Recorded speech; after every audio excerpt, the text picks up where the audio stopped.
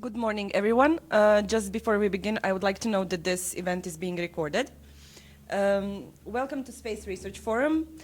We believe that today's event will be both inspiring and productive, filled with insightful presentations and engaging discussions. Before we begin, I would like to introduce our opening speakers, Professor Vedran Bilas, Dean of the Faculty of Electrical Engineering and Computing, and Mr. Želimir Kramarić, a delegate of the Republic of Croatia to the European Space Agency and a member of the management board of Hamag Bicro. So without further ado, I would like to hand over the floor to Professor Bilas.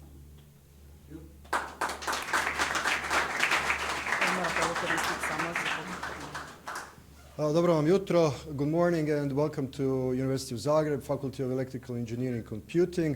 This is one of the events in series of events that we organize in collaboration with our partners to give our general public, but specifically our academic public, an opportunity to learn more about programs of European Space Agency in Croatia. I would like to welcome a representative of Republic of Croatia in board of European Space Agency and also our guests from European Space Agency. I would like to thank our colleagues from Ministry of Science, Education and Sports Youth for their support in setting up this event and implementing this event.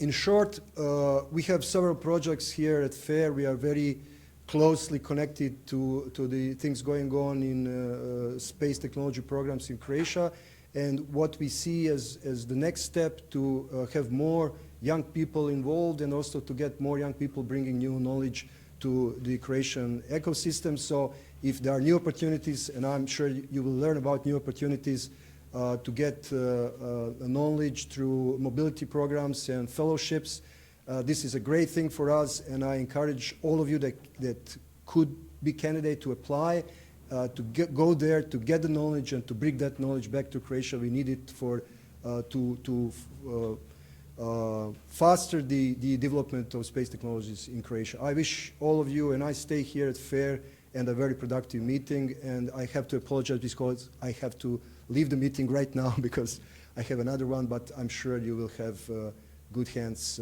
to carry on. Thank you very much.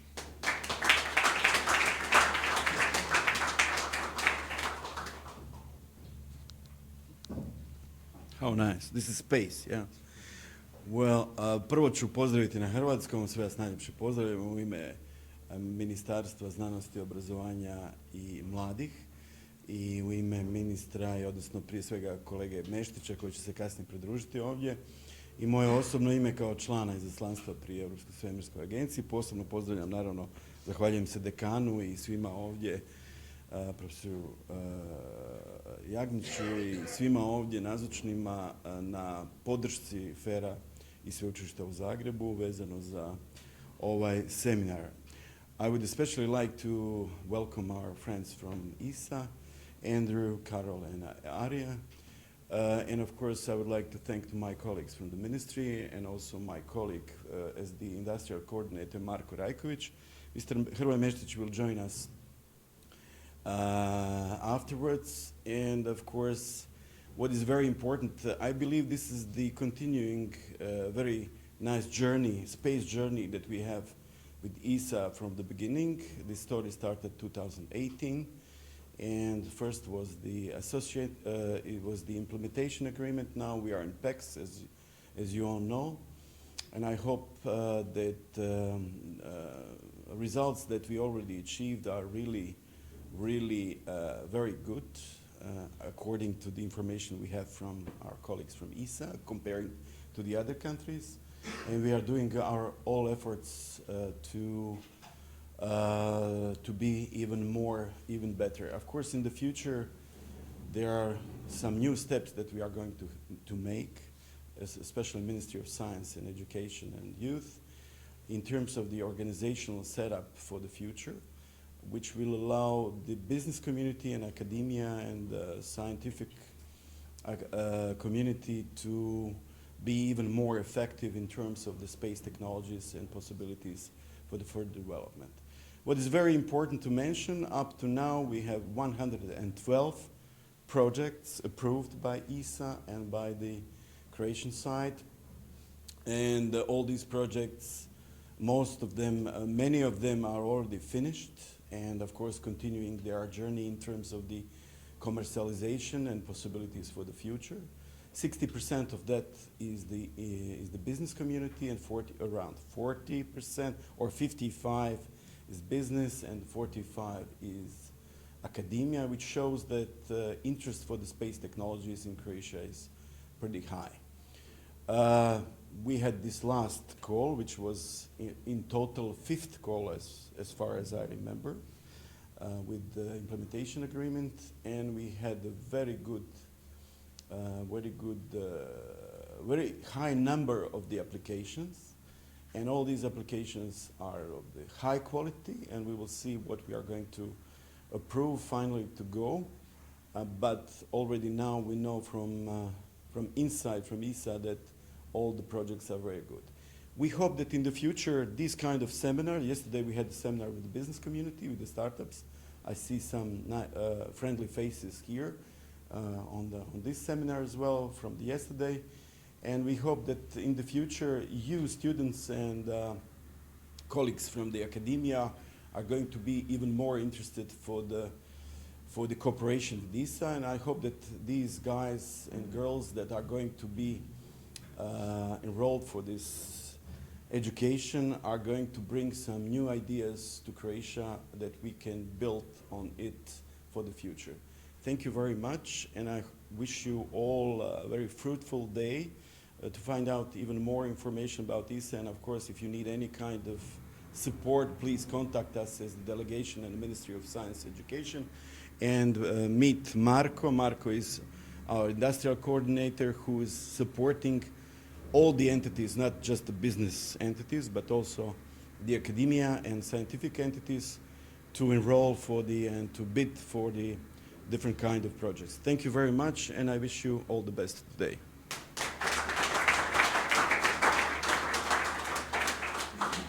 Thank you to our opening speakers. And now, Andrew, are you ready? Yeah, sure. Okay, so now we will proceed with the presentation by Andrew Kane, who is European Space Agency entry-level coordinator. Sure. You Thanks need so much. to speak with this. Sure, great. I think hopefully presentation. Great. But hello to everyone. Yes, so just as a quick introduction while the presentation's getting set up. So yeah, my name is Andrew Kane. I'm the entry-level program coordinator at ESA. So if any of you are interested or know people who are interested in getting some early career experience at ESA, I'm the person that you need to speak to. So let me, I think, is this the clicker maybe? Yes, perfect. Okay, excellent. So the idea why I'm here today is not just to present our opportunities that we have at the ESA level, but also to announce that there are some opportunities exclusively for Croatian citizens now, thanks to the National Graduate Trainee Program. And I'll talk a bit more about that in a second. So, as a quick show of hands, I'd like to think, do people here know a little bit about ESA? Like, raise your hand if you know a little bit about what we do. Anyone? Yeah, good. That's excellent news, but I'll just give a quick recap, as I always do. So, just in summary, who we are at the European Space Agency. So, we're made up of 23 member states, and we have about 3,000 permanent staff members at the agency. So we're comprised, our member states, you see the flags along the bottom, plus we have our associate members, but we also have cooperating states. That's the reason you don't see Croatia. So we have Croatia, Malta, Bulgaria, and Cyprus that are our cooperating states. One thing you might notice from the flags at the bottom, and maybe my accent, is that I'm British, and we have the UK, we have Switzerland, we have Norway, we also have Canada as a cooperating state. So we're not actually the European Union. They are our partners, and we work with them. But we are a separate intergovernmental organization that was founded in 1975. And the reason why we were founded, I would say there's two reasons. So first, the very cool sci-fi reason of going out to explore space, find out what's out there, where we came from. We do that, and it's very cool. But I'd say the majority of what we do can be summarized as using space to make life on Earth better for everyone, including Croatian and European citizens. And we do this exclusively for peaceful purposes according to our convention. I have a slide in a second about where we're located, but we're located all over Europe. Not yet in Croatia, but we do have our sites in France, UK, Germany, Spain, Italy, Belgium, etc. So if you did come and work with us, these are the places you would work. And it costs the European taxpayer about 15 euros each per year to run the agency with our budget of almost 8 billion euros, which is excellent value for money when you consider what we do, which is the following. So I would say ESA is active across every area of the space sector, and I know that some of those areas are represented here today from industry. But I'd particularly say we are world leaders in science and technology. I think of our Earth observation program, our navigation program in particular. But we have also developed over 80 satellites, designed, tested, and eventually launched many of them from our European spaceport, which is in French Guiana, where we've had over 200 launches. And so you'll see here, these are our establishments. I mentioned the spaceport. So right here in South America, we do have some entry-level positions there if any of you are interested in going to South America, but the majority of the positions are going to be based in continental Europe. So as a quick overview of each of the establishments, our headquarters, which is essentially the political heart of the agency, this is based in Paris. This is where I started when I was at ESA, and you can think of it as where our space diplomats, our space lawyers, our communications team, our Director General is based there. And the reason we need these kind of competencies, as I mentioned, we have all these countries and all the ministries to keep happy and work for, so that's essentially the work done at headquarters. But I would say where I work now, where Arya and Carol, our colleagues here today, are working as well, is ESTEC. It's our biggest site. It's the European Space Technology Research Center, and it's up here in the Netherlands. So for those of you who haven't been or don't know, it's somewhere between Amsterdam and The Hague in a place called Noordwijk, and this is the technical heart of the agency. So if you want to get stuck in with some engineering and science, more likely than not, you're going to be doing it at our world-class laboratories and testing facilities at ESTEC. And a really beautiful site. I'll talk later about some of the opportunities that you have outside of work when working there. It's a real campus feel. Let's go back, because I'm biased, we'll go to the UK, so where I'm from. So EXAT is our site just outside of Oxford, in Oxfordshire. So it's where we focus on commercialization and some telecommunication activities. A small but growing site that we have a presence in the UK. We also have another small site in Belgium called ESEC, which is our the European Space Security and Education Center. So I actually know we did have quite a lot of applicants for our recent graduate trainee program to our education team. You're most likely to be working there if you're selected. But we do have some cyber security competencies there as well. Let's go now, we'll go to Spain. So we'll come down south. So in Isac, just outside of Madrid, in the kind of the mountains, the hills, we have our, where the core of our science team is based. So Isac is here, it's the Space Astronomy Center. Part of the reason it's up there in the mountains and the hills is to get a really nice clear view of the night sky. But if you're interested in science operations, astronomy, or some of these kind of hard applied mathematics topic areas, more likely than not, you have the chance to work in Madrid. Keeping it in Southern Europe, one of my favorite establishments, I would say, is Esren. And this is just outside of Rome in a place called Frascati. And this is where our Earth observation program is headquartered. So if you are interested in trying to help fight and combat the climate crisis, you can do some really good work there. But it's also where we have some of our launches team split between there and Paris. So if you want to work on rockets, that's where you could be working, as well as our IT team. And finally, we have two sites that are based in Germany. I'll start with ESOC. So this is the operations center for the European Space Agency. And it's located in Darmstadt, just outside of Frankfurt. You can simply think of this, the work our colleagues do there, they make sure that our hardware in space is doing what it should be, where it should be, and when it should be doing it. But that's where a lot of our mission operations control centers are. And very finally, my favorite establishment is the European Astronaut Center in Cologne. And as the name suggests, this is where we train our astronauts. So we have, I think, almost 100 entry-level opportunities every year based at the European Astronaut Center. And every day you do get the chance to work with our astronauts, but also our astronaut colleagues from NASA, from Japan, and other countries as well. So that's a summary of where you could be working if you do come to the European Space Agency. And I'm here now to talk a bit more about a few of the different programs that we have on offer for you and maybe some of the people that you know. So as a quick raise of hands, who's doing a bachelor degree here? Anybody? Got a bachelor student? Any masters? PhD? Postdoc? Already working? Good. We have something for all of you, so I'll go through them one by one, but it's good to see quite a diverse group here. So very first, our student internship program. So this is for those of you who are still enrolled as a student. So the idea is it's a 3 to 6 month placement at ESA across all the different establishments and competency areas that I mentioned before. And the eligibility criteria is that we say that the last year of a master's degree is often preferable, but that's just because you've maybe got a bit more experience. But we do have bachelor students, maybe 10 to 15% each year that are selected. We have this year, I think, over 330 internships on offer. So they are published every November on our website, jobs.esa.int. You can apply for up to 2 positions each year. So I know that all of you who are eligible for the program, you will be appropriate for more than 2 positions. So the hard thing to do will be narrowing down to the 2 to apply to. You do apply in November, so it's open for the whole month. And then in December, January, we do the selection.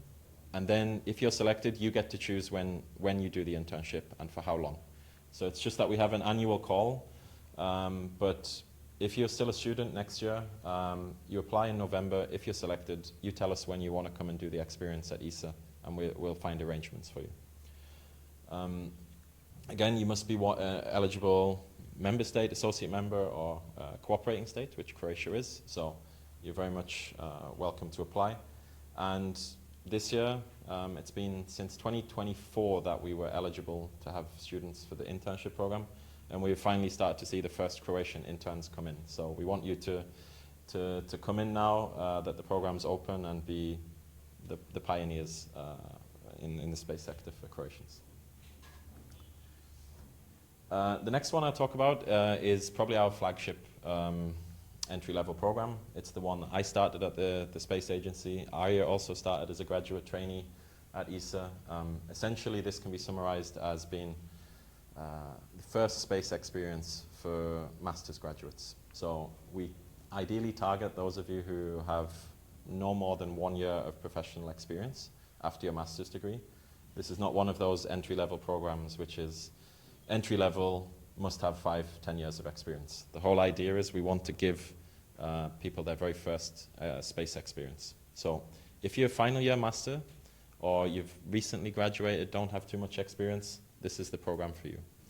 And it's a 1 year contract, but I'd say last year it was 99% of our graduates did the 2nd year extension. So for 2 years, you will come to ESA and get more involved in a hands-on way. So as an intern, you might be working on a project that might support your master's thesis, but with the graduate trainee program, the idea is you're building up your experience to be a real contributing member of the team. And again, the criterion about the education is you must have the master's degree when you do join the agency, and you must be from the same countries that I mentioned before.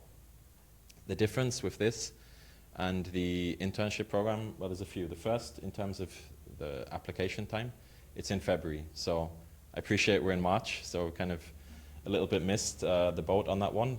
But next slide, I have some better information. But in February, you apply, and right now in March, April, we're going through the applications. And The idea is you'll be selected and would start around September or October. That's when most of our graduates start. Again, it's across all of the establishments that I mentioned before.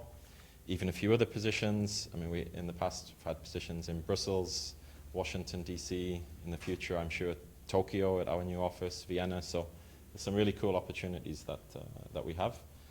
And again, it's fine. I'm happy to speak to any of you after the presentation today to go through your CV or talk about your individual situation.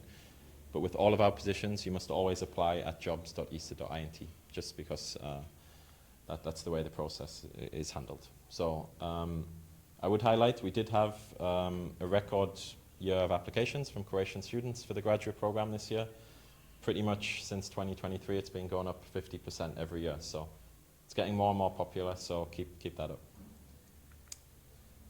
Now, this is the good news, I would say. So this is our newest program at the European Space Agency. It's almost exactly the same as the ESA graduate trainee program, with one key difference, is that some of our member states, associate members and cooperating states have decided to sponsor opportunities, graduate opportunities, specifically for their citizens. And part of the reason I'm here today is Croatia is one of our latest countries to join the scheme. So the idea is, for Croatia, it's going to be probably from April, from May, that we will publish a couple of opportunities that are exclusively open to Croatian citizens. So the idea is you get your first bite at the cherry by applying to the ESA graduate trainee program, which you're totally open to apply to, and then you get a second opportunity thanks to the sponsoring by the ministry. We haven't yet 100% confirmed the positions that we will be publishing on Croatia's behalf, but you can expect some of the engineering, business, science opportunities that we offer across our own graduate program. And again, you will apply on jobs.esa.int, but you can sign up for our jobs page, but I'd encourage you also to follow, if you're not on social media or LinkedIn, the local ministry here, and maybe Marco, you'll also be amplifying it, because don't worry, you will be spammed about these opportunities, I'm sure. So yeah, it's the same logic, 1 to 2 years, and part of the reason why we're trying to have this in Croatia is we want you to get this experience at ESA, come back to Croatia and build up a space industry, be the pioneers and lead it. It's what we've seen in some of our other smaller and newer member states. I would say, in particular, I'd highlight Estonia and Slovenia. Very successful at doing this same kind of pathway, and we want to repeat it here in Croatia. And the early signs are very positive. Our next one it's not relevant yet for Croatia, but I think it can be in the future. This is a program that is, it's our latest main new program, and it's designed to offer people that have got 2 to 3 years of experience after their master's degree, a 4-year training and development program. And at the end of that, you get a permanent position at ESA. At the moment, because Croatia is a cooperating state, we don't have the opportunity to hire as permanent staff yet. But watch this space. The whole idea is that in the next few years, Croatia is on this trajectory. So maybe in a few years' time, this will be an opportunity. But if any of you do have dual citizenship from one of our member states or associate members at the bottom, these positions open in April. There's 15 each year, and they tend to focus on kind of cutting-edge new competency areas. Yes, so research fellowship. I think a few of you raised your hands if you're doing PhDs or postdoc. This is essentially ESA's equivalent of a postdoc. So it's relatively short. It's two years with the possibility of a third year. So most of our postdocs do about 2.5 years. And the idea is it's somewhere halfway between academia and the professional setting. So yes, you will be able to do research, but you'll be able to apply it to real space projects too. And this is open to Croatian citizens to apply to. Unlike all of the other opportunities that I mentioned, there's no big campaign for our research fellowship program. The opportunities are published throughout the year. So the best way to hear about those is to sign up to a job alert on our jobs website, but also to follow us. We do post on social media when the positions come.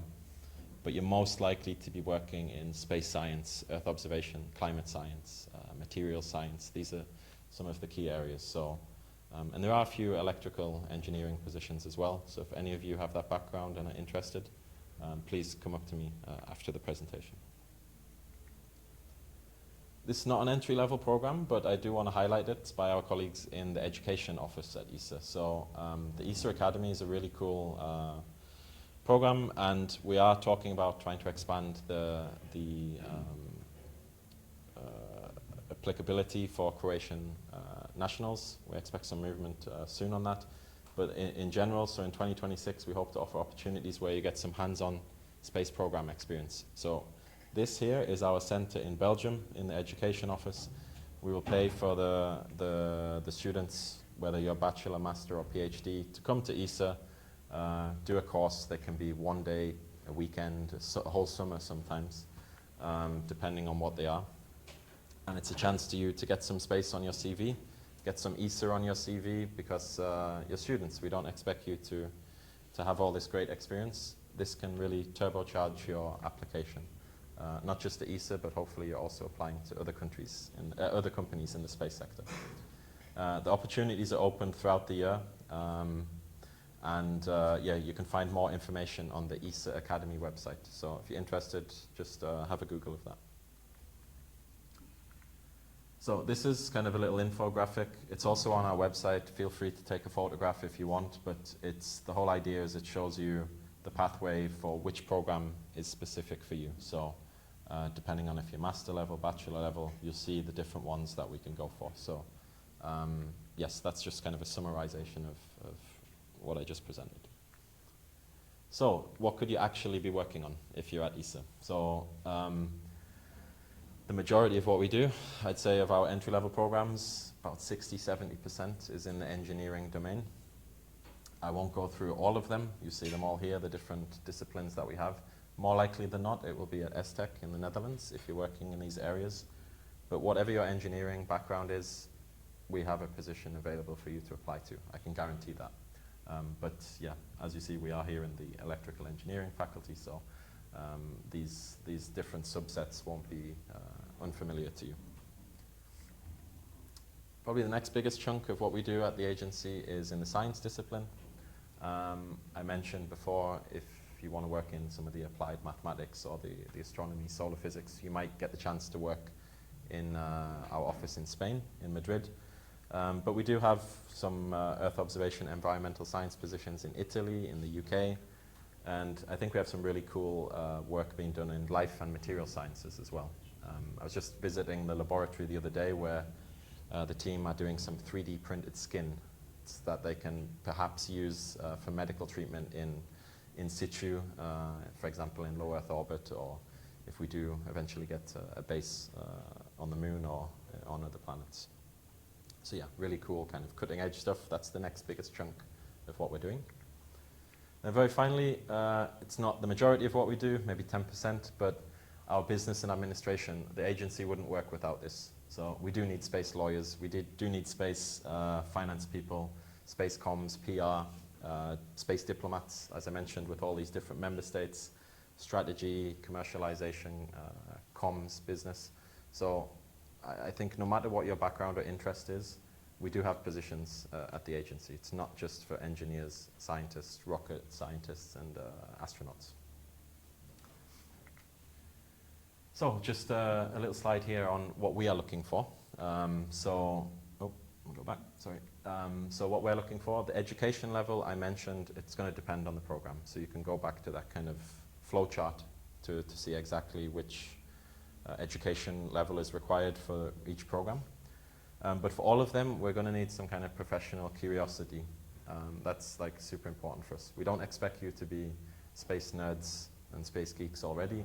But when you do join ESA, we want you to be curious to go and speak to the other teams. When you're walking down the corridor, be interested in what your other colleagues are working on, because this is how we want to create this kind of culture at the agency.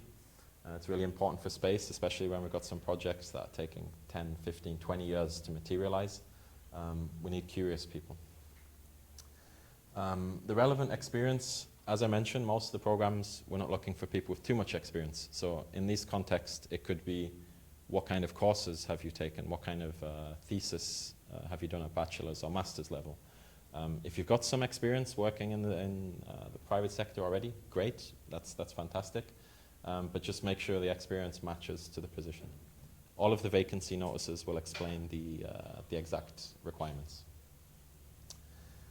Team spirit, again, I think that a lot of companies will probably put this as this is what we're looking for, but really at ESA, it is true. I mean, as I mentioned, some of our projects and missions are taking decades to come to fruition.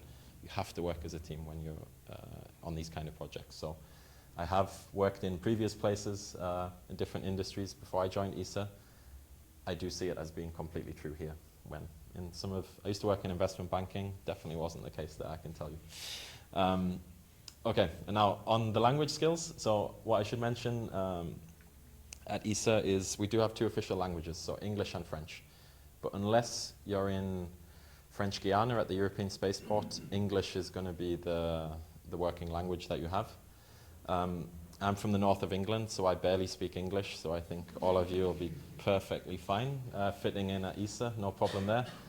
And the multicultural attitude is just what we're talking about, people from all kinds of different backgrounds. You see all these different flags here. We want you to be open to this kind of European and international mindset that we have, because it's a big part of our DNA. And a bit linked to that, the diverse pool of talent. As I mentioned, not everyone's a rocket scientist or an astronaut. We have people with all kinds of different disciplines at ESA, and they're all equally important to the work that we do. So no matter what your background is, as I said, we have positions for you. Okay, so that's the pitch for us to get you, but sorry, for you to us, but now how can we convince you to come apply to ESA? So what can we offer you? So let's start with, for me, what's always been the most interesting part of working in space, certainly compared to investment banking, is the inspiring projects and activities that we're working on. So even though I am not myself as the entry-level program coordinator working on, say, the human spaceflight team, I was involved partly in helping to design the astronaut selection and when we did it in 2022. And so just getting the chance to work even on a very, very small part, which is what I was doing, it does motivate you. These are cool things to be working on. We don't have to sell space that hard, because it is very cool. That's why hopefully you're here. But you really feel it when you're walking down the corridors of ESA and you see the models that we have, you visit the laboratories.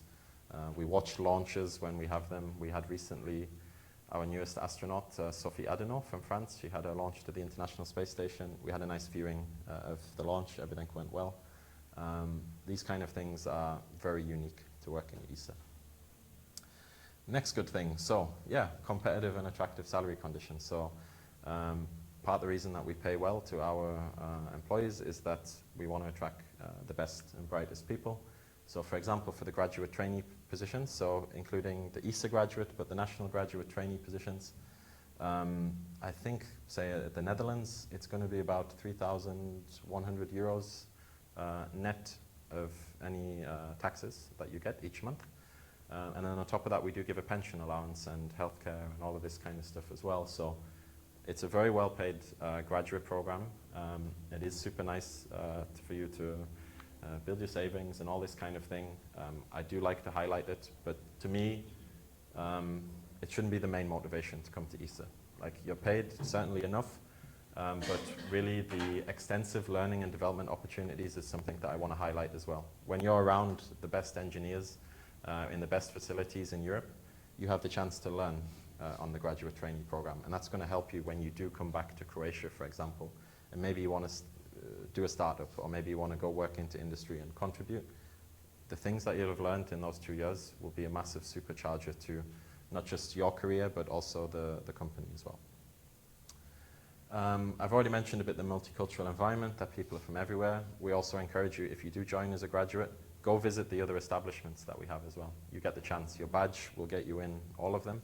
So go to Paris, go to Rome, go to the Netherlands, go to the Astronaut Center in particular, I would highlight. So that's one of the benefits of working at ESA. And then finally, not to be missed out, what you do outside of work, the active social, sports and cultural programs. I'm going to encourage you to go find Arya at the end if you want to speak to him, because he's partook in some of the cool things we offer, such as the French Guiana trip. We have a subsidized trip to the European Spaceport multiple times per year for our graduates. So it's not just going to see the spaceport, but you get a tour of the jungle and all this kind of stuff. We have loads of sports clubs as well. At STech we have, I mean, there's a golf course, football, rugby fields, volleyball, there's a beach, there's a bar, which is quite nice as well, I would say, and all kinds of sports activities. There's board game clubs, there's flying clubs, horse riding. Any kind of activity you have outside of work, you will be able to find like-minded people at ESA. And if it doesn't already exist, I encourage you to make the club. We'll give you some money to make the club, and you'll find some other people, I'm sure. So that's like really one of the unique parts of working at ESA. It's really like a bit of a campus feel, and yeah, very lucky every day when you're walking into the office. One of the projects that I would highlight that you could get the chance to work on if you do enter as an entry-level person is something called Young Professional Satellite, YPSAT. So we have had one iteration already, and there's a second one on the way. So the idea of YPSAT is that our graduates, interns, junior professionals, they got together, we gave them some money, and we said, conceive, design, build, test, and launch a payload. Luckily, it was on the first ever Ariane 6 flight of our latest launcher. And you'll see here the idea of the first payload that all of these graduates that you see on the left here worked on. It was to capture and record the fairing separation of the rocket. And they were able to capture a video. This is a screenshot that we have. And very luckily, just the way that it was positioned, we were able to capture the curvature of the Earth. And it was great. Like in the space of, I think it was about 3 years from start to the completion of this, they were able to do something that sometimes takes industry much longer. And it was because we gave them access to the experts, the laboratories, the testing facilities, and that kind of experience. I mean, I speak to all of the people here that have since, have since mostly left the agency to go work in industry. They've said that this was the highlight of their time at ESA. And you do have the opportunity, if you do come, there's a YPSat 2 now, and it's going to be, the idea is it's going to be launched on the first flight of another vehicle, which is the Space Rider. Maybe the end of this year, we say Q4 26, more likely 27 now. But that's good news, because we want you to apply at the Croatian graduate program, which will be open, you'll hopefully be starting in September, October. So you might get the chance to work on some of these scientific payloads that will be on YPSat 2. So I finished now with two things. So a tip on what to do and then what not to do when applying to ESA. Just very simple. Tip on what to do, take your time. So the reason that I say this, say for our intern program, which is open for the whole month, or the graduate programs open for the whole month, it doesn't matter if you apply on the first day or the last day. We don't encourage you to apply on the last day, just in case there's any IT problems. I admit I did, the last hour of the last day. And in our graduate program, 70% of people apply on the last day. And then half of them apply in the last hour. So don't do as I did, do as I say instead. But really, the main reason is you're going to be eligible for way more opportunities than you're able to apply to. The graduates, you can apply for 3. Interns, 2. So spend the first few weeks looking at every single vacancy, going into the requirements, and making an Excel spreadsheet and just saying, these are my priorities, and then make your application. You don't get any points for being the first one to apply. Just make sure you apply in time. That's the only thing I'd say. Next thing, tip on what not to do. Here, you might not be able to see the exact text, but I'll describe it. This is from one of our internship applications a few years ago. And we asked the candidate, what are your goals and expectations for the internship? And the answer was, certainly, if you're applying for a job at ESA and they're asking about your goals and expectations, you can respond with something like this. If you are going to use generative AI, at least hide your shame and remove the prompt, would be my first bit of advice. But my second bit would be, if you're going to use it a bit more seriously, everyone's going to look the same. If everyone's using this such a generic way of doing it, that's the reason we don't care if you make grammatical mistakes or your spelling's not perfect. I mean, these are very small things. We want your enthusiasm to come across, and it will come across and be more authentic if you're not using your best friend ChatGPT. Other generative AI tools are available, but also use short dashes. yes, exactly. Yes, yeah. This is something that we're spotting as well, indeed. But fine, if you want to use it to like, you know, maybe make the grammar better or things like this is fine. But the main thing here that I'm encouraging you not to do is just outsource your whole motivation and authenticity to somebody else. In the past, you might have got your friend to do it. Now you get a tool to do it, but we can tell, and it's not going to come across as genuine. So we'd rather have imperfect, genuine applications than quote perfect, inauthentic ones. So, but if you do insist on doing it, like I said, remove the prompt to hide your shame. Yeah. So very finally, all of the information I talked about today is on our careers website. So it's careers.esa.int. You have to apply on jobs.esa.int for all the positions. That's it for my presentation, but I am here in case you have any questions that I can answer now. But yeah, thank you.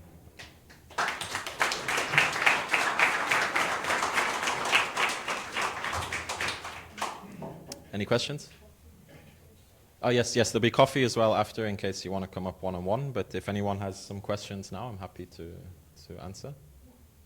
Anything? I can bribe you. I have some ESA astronaut patch stickers as well, so make sure you come up to me. That's a good one. It's a really good one, Yelena. So I actually do have about 5 or 6 actual astronaut patches. So ask a question. This is the chance for a bribe. Ask a question and you get one. Yeah.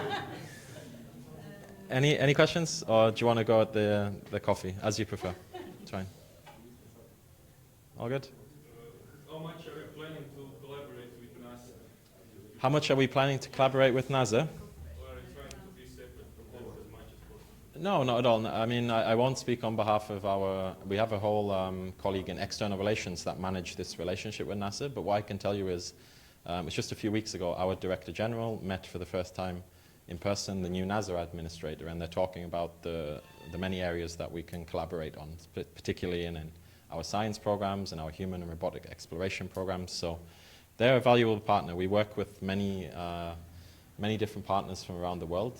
It's very much in our DNA. You see that we have all these different flags and member states. It's part of what we do at ESA. We work with many colleagues from many different space agencies. So it will continue as it has in the past. Yeah. You get an astronaut patch. Anyone else? Yeah, Antonio. How much does a specific master's degree determine the opportunities as opposed to specific courses in education?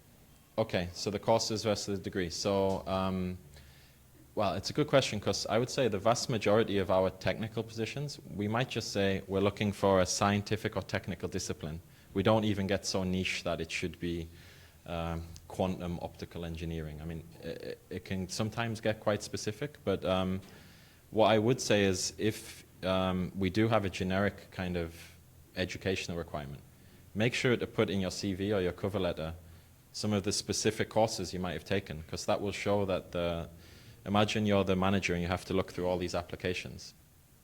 That might be the thing that makes you stand out, if you can say that I took this really great electrical engineering course in whatever, radio frequency or antennas or whatever, microwaves. You can put whatever you want that is very relevant for you in your course. Make sure you get it across. But it's generally every vacancy will mention specifically what the educational requirements are, and it's usually not so specific.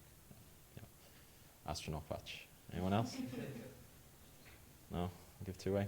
But yeah, like I said, feel free to come up. I'm here to answer any of your questions about any of the programs. I'm approachable, just come up to me. But yeah, I'm sure. It's how it usually is. But yeah, thank you very much, and enjoy the rest of the day, I think. Yeah, thanks.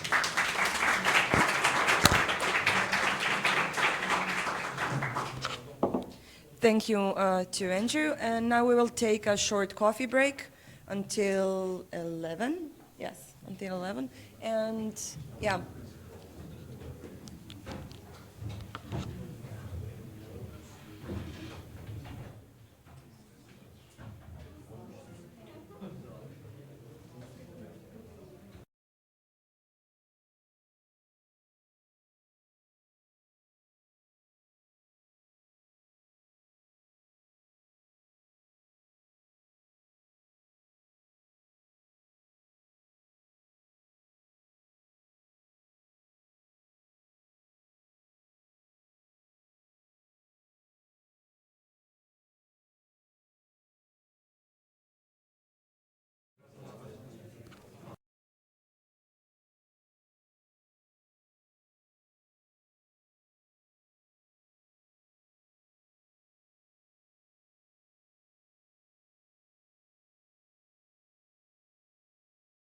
Mr. Jagnic, and then Mrs. Dumovic.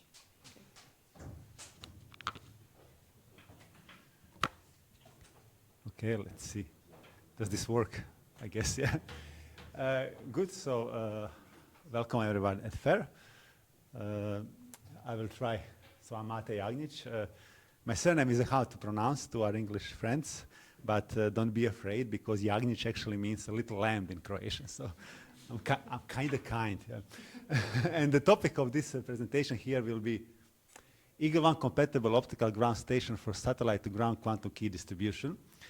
And the goal of this lecture and the talk is that by the end of the talk, you actually understand the title. Yeah?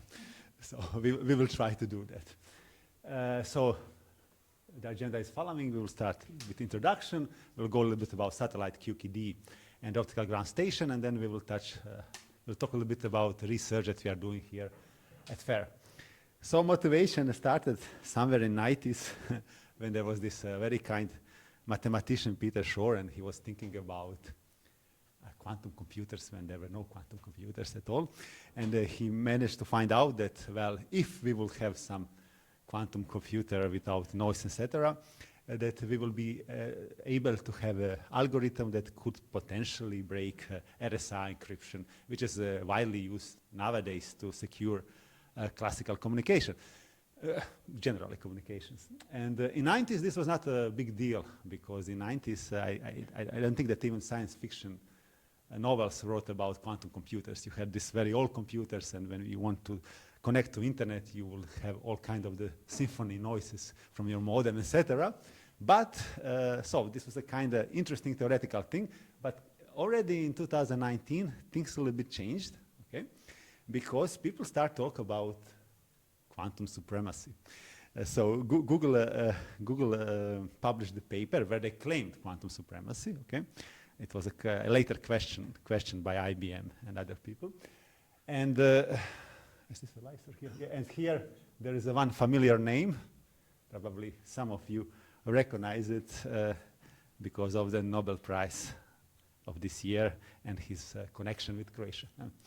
And then, of course, this was first time that this supremacy declared, and then people start thinking really, okay, when is actually the time period, and when there will be a time when quantum computers will be so powerful that they can actually implement Shor algorithm and endanger communication systems. So that's actually open question. If you ask people from academia, they're not so optimistic. But if you ask some analysis, for example, this is a report from McKinsey, and other commercial companies also kind of aiming already to do 2036, but of course we cannot know at this moment. And this is a kind of year when it's predicted maybe that Q-Day will happen. It sounds like a D-Day, but it's like Q-Day. It means that the quantum computer will be maybe strong enough to actually endanger nowadays encryption. So since physicists created the problem with the quantum computer, we also offer the solution.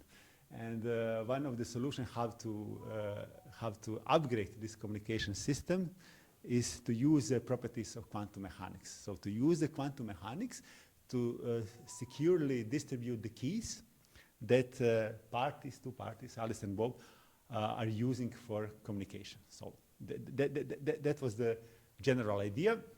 So, I mean, so you have additional layer, which we call like quantum layer, and this layer is not something imaginary. I mean, albeit quantum mechanics actually use imaginary numbers, but this thing is very realistic. It's usually physical layer, which is composed of the single photon sources, single photon detectors, fibers, etc. And then we are using the photons as the qubits, yeah, to distribute securely key between Alice and Bob. And once this key is distributed, you can then use it to encrypt your messages and to have a quantum safe technology. It's not only safe for some imaginary quantum computers, but I think it's generally safe because we are using some properties of quantum mechanics that guarantee you, if you implement it very well, that guarantee you that if somebody wants to interfere with your channel, we will catch that guy, we will know it, okay? And this is without precedent. And then, of course, if Eve tried to really interfere with the quantum channel, we are protected by many different properties of quantum mechanics, including also non-cloning theorem. So from the foundation of quantum mechanics, one can actually show that this information which is sent here, these qubits, they cannot be copied. Okay, you cannot copy it and then save it for later and then reproduce it, etc. Now,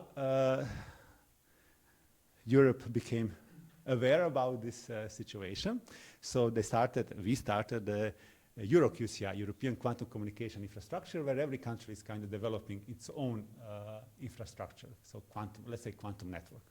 And of course, Croatia is also part of it. We have CroQCI project, meaning Croatian Quantum Communication Infrastructure, where we are building our own quantum networks with Institute Ruđer Bošković in the center of the topology, and other partners connected as a node, and which is very interesting that we have at Institute here, Ruđer Bošković. They developed in-house, made in-house these QKD systems, and also from our partners Odašiljači i Veze, we have very sophisticated encryptors. So we are actually using in-house made technology for this entangled base quantum network. So we are using properties of quantum mechanics regarding with Bell states and entanglement. So we have this quantum communication infrastructure, but the problem is following. If you want to actually connect it with other countries, well, you have a problem with the distance, because very same property, no cloning theorem, that kind of prevent Eve for attacking us, yeah? And that securing this kind quantum security also prevents us to have a long distance without repetitors, of course, long distance QKD systems, because you cannot copy the photons, and usually in optical communication system you will always have some losses in the fibers, but after, let's say, 100 kilometers, you can put an amplifier there and everything is cool. Here you cannot amplify the signal because you cannot copy, and now you have a problem about distance. Now, luckily for us, there is an alternative to this, because when the photon is going through the optical fiber, of course, it will have all kinds of the losses, but if you put the photon in the free space, like empty space, he's very happy about it because he don't need to interact with other particles. And where we can find the loss of the empty space? Well, in orbit, in universe, when there's cool.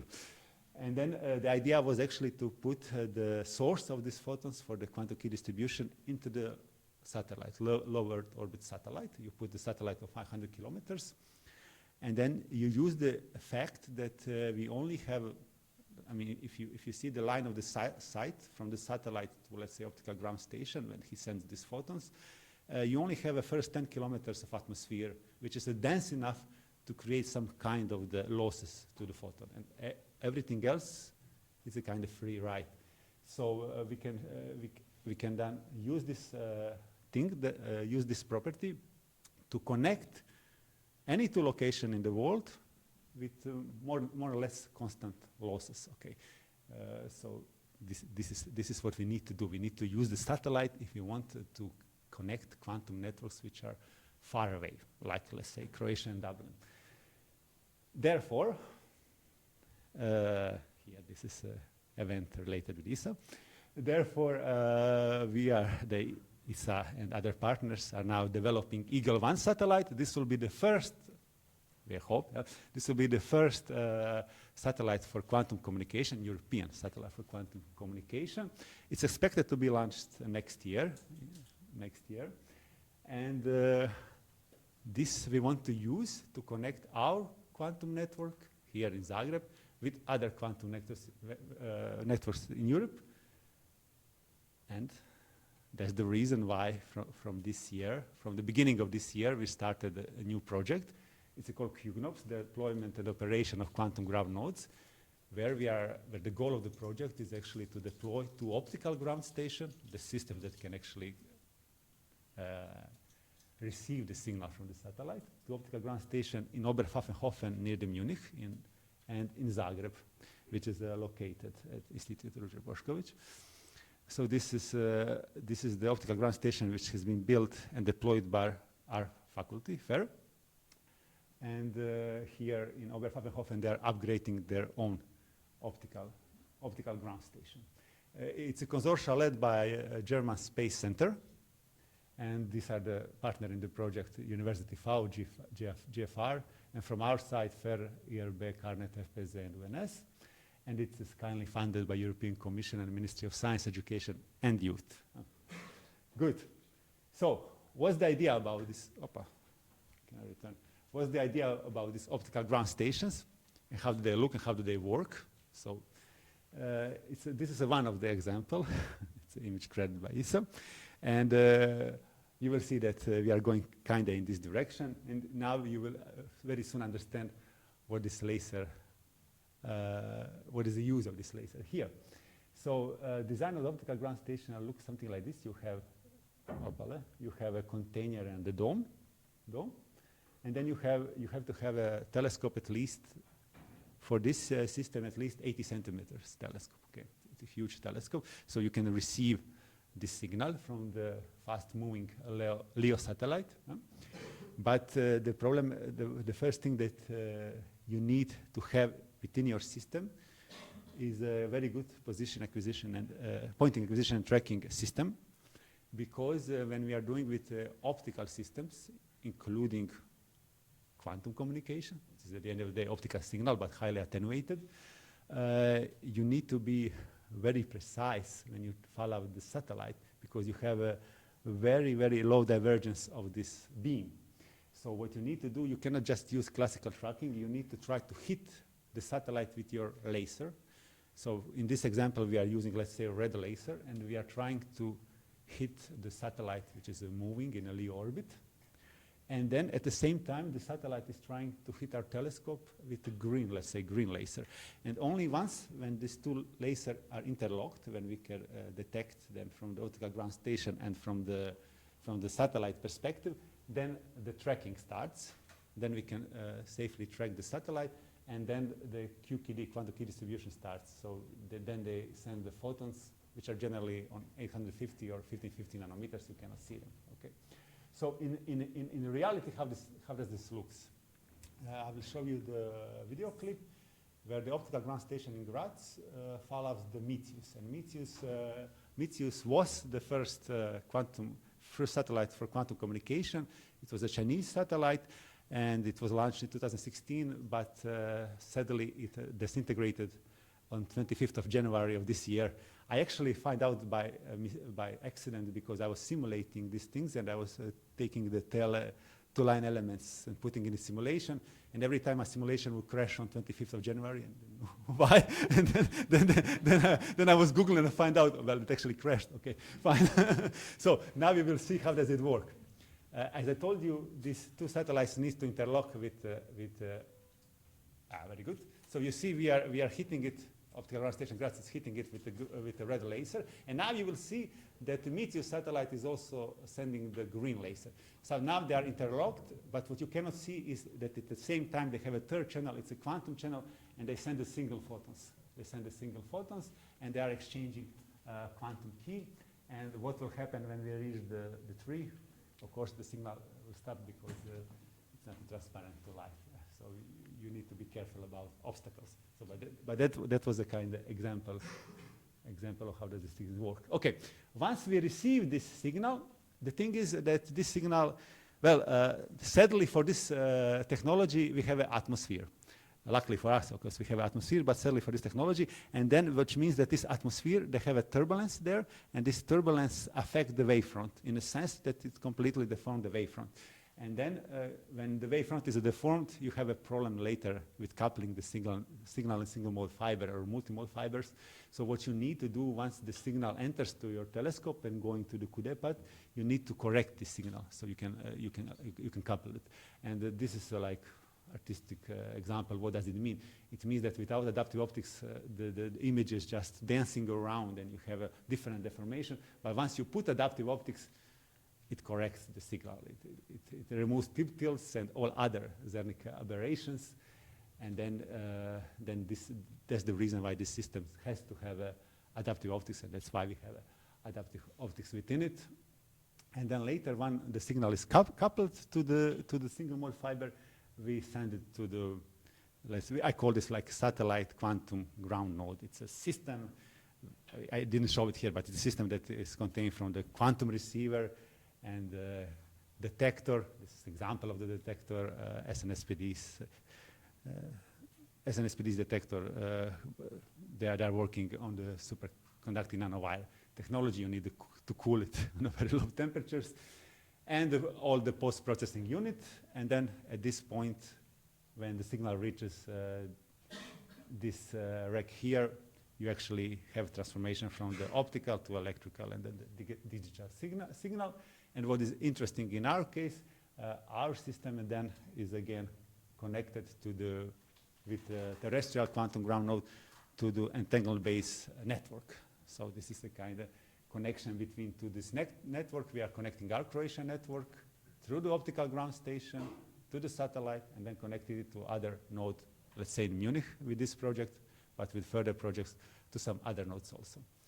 And to be not in some theory or designs, this is actually now exclusive picture of our optical ground station being made, being produced in the process. So as you see, you have a container in the dome. Within it will be 80 centimeter telescope, and all the technology will be in this, we call it CUDA lab here. Okay.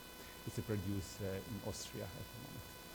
Very well. So once we have this technology, and since we are producing it, etc., the question is also, it's cool to have, of course, quantum communication between two different sites. It's very cool to have a possibility to actually communicate with such a faraway location and be at the same time to be sure that you are not spied. It's a kind of good thing to know, especially in this world where we are kind of forgetting about privacy. We are giving up about privacy, but now here we are kind of returning to you this privacy. So what we are doing at this moment, while we are developing and deploying optical ground station, of course you need to understand the theory and the numerical simulation. So we want to understand what effects, what kind of the parameters are affecting this signal.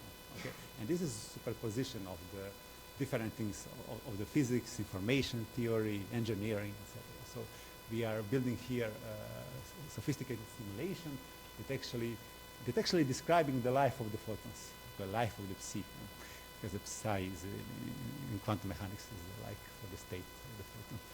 Anyhow, so we are describing it from the very beginning when it's created in the satellite, yeah, to the moment when it's actually detected, to the moment when it's detected by the optical ground station and coupled to the single mode fiber and detected with the quantum receiver and the detectors. Yeah. So there are lots of the different area of physics within it that we are doing at our department. And also we need to include, because it's very funny, because this system is capable to actually detect one small photon. And in this one small photon, which is precisely sent from the satellite, there is information that we need to extract.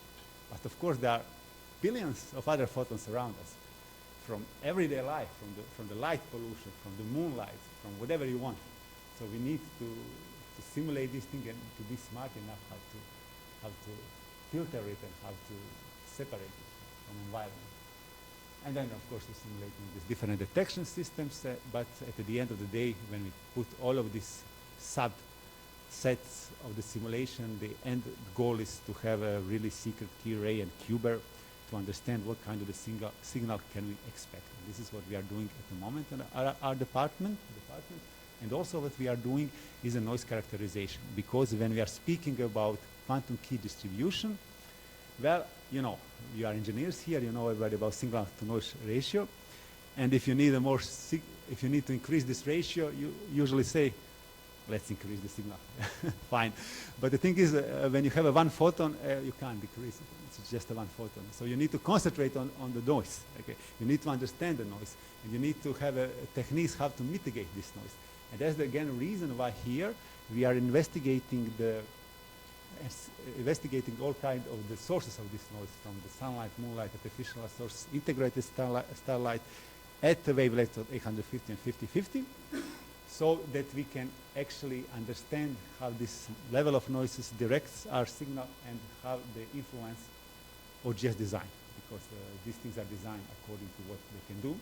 And we are doing it now theoretically and with simulation, and start doing it experimentally too. And this is one of the example of the numerical simulation when we took one of the satellite paths of the Misius satellite. I think it was like January of 23, not this January, and then we simulated. I think it was I don't know. It was the daylight, and then we simulated how much of the photons on 5050 our optical ground station is seeing in the sky following the path of the satellite. Okay. And last but not least, which is important, that we are concentrating on operations. So since we are now deploying this system, our main concerns are not just to establish one link with one optical ground station in Europe, but actually to do the series of these experiments and continuous campaigns to actually understand what we cannot understand at the moment with the theory and experiments, because theory and experiments get you so far, yeah. But sorry, theory and the numerical analysis gets you so far. But to understand real world, we need to have a serious campaigns, what we are now planning to do, not only with Germany but later with other countries, to understand what environmental and atmospheric and background noise condition affects the Q-bar and Q rate, and also we are interested in interoperability between the terrestrial and satellite networks. So this is where we are moving toward, and we are expecting lots of the future campaigns to understand and build the expertise in the field of space quantum communication. So if you are interested, there's our Department of Communication Space Technology here. Send us the email. Just write down, we are interested in quantum technology. Sounds very cool. Let's talk. Thank you.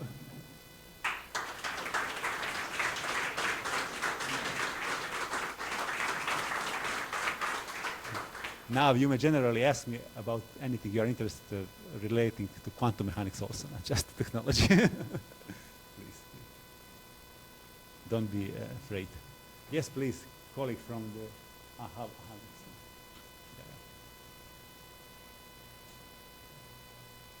First of all, thank you for this wonderful presentation, Mate. And I have actually two questions for you.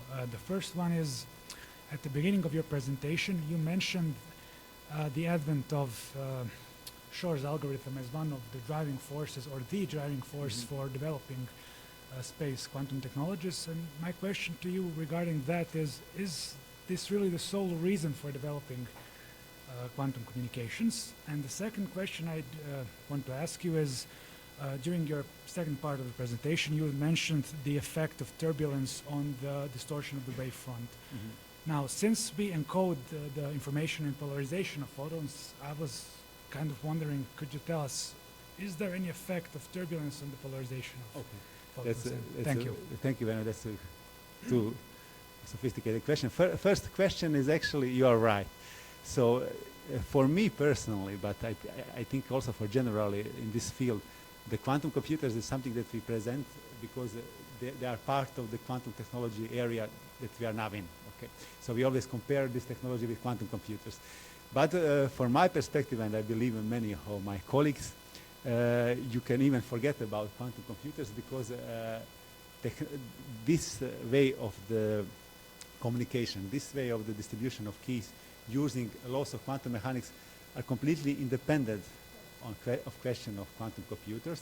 The thing is that just because of the existence of the laws of physics, more precisely of the quantum mechanics, we can provide to the two parties that they can actually exchange the keys in a way. I mean, as far as I know, this is a completely new way without any analog example in history. So we actually can no matter of the quantum computer, so whoever wants, whatever technology is trying to interfere with your channel because of the laws of quantum mechanics and because of the fundamental sensitivities of these states to the observer, well, we will be able to see it. So you are absolutely right. It's a good technology to be quantum safe from quantum computer, but more generally, it's even better technology because they are generally safe. And then your second question, because this is something about, I also like, this is a more technical question. You're asking me about coupling of the spin degree of freedom with the space.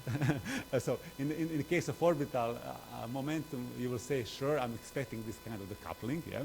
But in the case of the spin, we always learn that these degrees of freedom are decoupled. But nevertheless, they influence the wavefront. And once the wavefront is influenced, so it will not influence the spin, fine, but it will influence the wavefront. And once the wavefront is influenced, it will change the possibility, because later you need to couple the signal to the single mode fiber, as you are doing at Ruđer Bošković. Yeah? you know that you need to couple it at the end of the day. And if this wavefront is deformed, you will not be able to couple it. That's the problem. It affects actually the wavefront. And then because it affects the wavefront, then we need later to correct it. But spin is generally fine. The main concern about spin is the direction of the satellite, but we can compensate it. Yeah. Thank you for the question. Any other question? These are a little bit technical, but don't be afraid. Yeah. Please. Yeah. Your signal can be spoiled, wavelength or waveform, and then you use, I believe you call it adaptive optics Exactly. to Correct. to correct it, Yeah. right? So how is it possible, especially in the light, in the context that you said in the beginning of your talk, when you said that actually you cannot transmit your signal on the very far distances because you have a One. problem of the photons Yes. and you cannot cope with it. And now you obviously can cope with it. Excellent. That's an excellent question. Yeah. So two things. First thing, what we are lucky that I mentioned is that, of course, when we have a long distance with fibers, and when we send the photons or any optical signal with fibers, we will have this certain loss. But when we send the signal from the satellite, now if you imagine being a photon in the satellite, so I like to be metaphorical. I am a photon in the satellite, let's say, okay? And somebody wants to send me to the optical ground station in Zagreb. And let's say that I need to, I'm in Zenit, I need to pass 500 kilometers. I have a 500 kilometer distance. Out of these 500 kilometers, 490 kilometers are basically empty space. So I'm fine. For the first 490 kilometers, I'm fine. But once I'm reaching atmosphere, then I have some problems. I have losses, possible losses, turbulences, etc. So here, this is the reason why we use this atmosphere, because we have much lower losses than compared, let's say. So if you want to put, if I want to do the quantum communication with Munich, I have a lower losses with this system than if I send it through the fiber. Now, the another question, what I think you're also aiming is, okay, now once this photon actually survived, so how the hell can I correct it? Because it's a one photon. I mean, I need to take the signal. Yeah, exactly. That's a very sophisticated question, and the answer is following. Because at the same time, we are also sending one strong classical signal, which I showed earlier. This is the signal for tracking. Right. Come on. Oh, it doesn't want to return. Because of this. You see, the thing is, at the same time, the satellite is sending the classical laser signal, the strong laser signal. And this is what we are doing. We are taking this strong signal, and then we are, from this signal, from this classical signal, we are taking the part of the signal, and then we are investigating how the wavefront is deformed. Okay? And then we are applying this to our quantum system. So you have some kind of reference. Exactly, because the same path that classical signal needs to pass, the photon needs to pass. You see the pattern, and then you can find it. Exactly. Thank you very much for the question. More questions? Anything that you ever want to know about quantum mechanics, but we are afraid to ask? Foundation of quantum mechanics. Parallel universes. No, I'm not go to this direction. Ah, here, okay. I have a question about what is the magnitude, the magnitude of power of the lasers involved in the system. I'm not sure can I declare this. I know that this from this technical sheet from the Eagle One, but I cannot. I'm not sure. Am I allowed to say this? Sorry. Okay, thank you. I'm sorry. Especially because it's recorded. Yeah. After. No.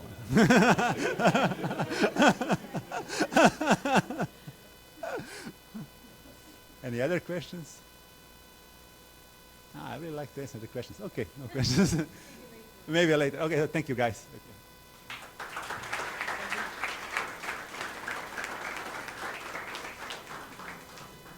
Thank you so much for your presentation. And now, Ms. Dumbovic.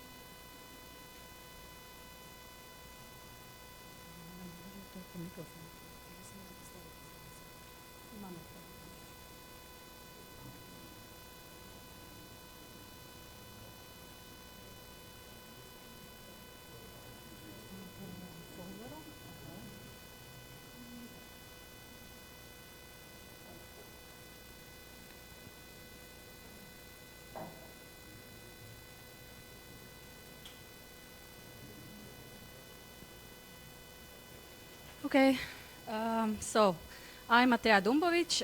I'm Senior Research Associate at Hvar Observatory, which is a special department of the Faculty of Geodesy at the University of Zagreb. And many times, because we are called Hvar Observatory, people assume that I work at the island of Hvar, which is a famous Croatian island, which is not the case. Our offices are in Zagreb, and at Hvar we only have our telescopes. So Hvar Observatory started some 50 years ago, and since then we developed this huge network of collaborations around the world.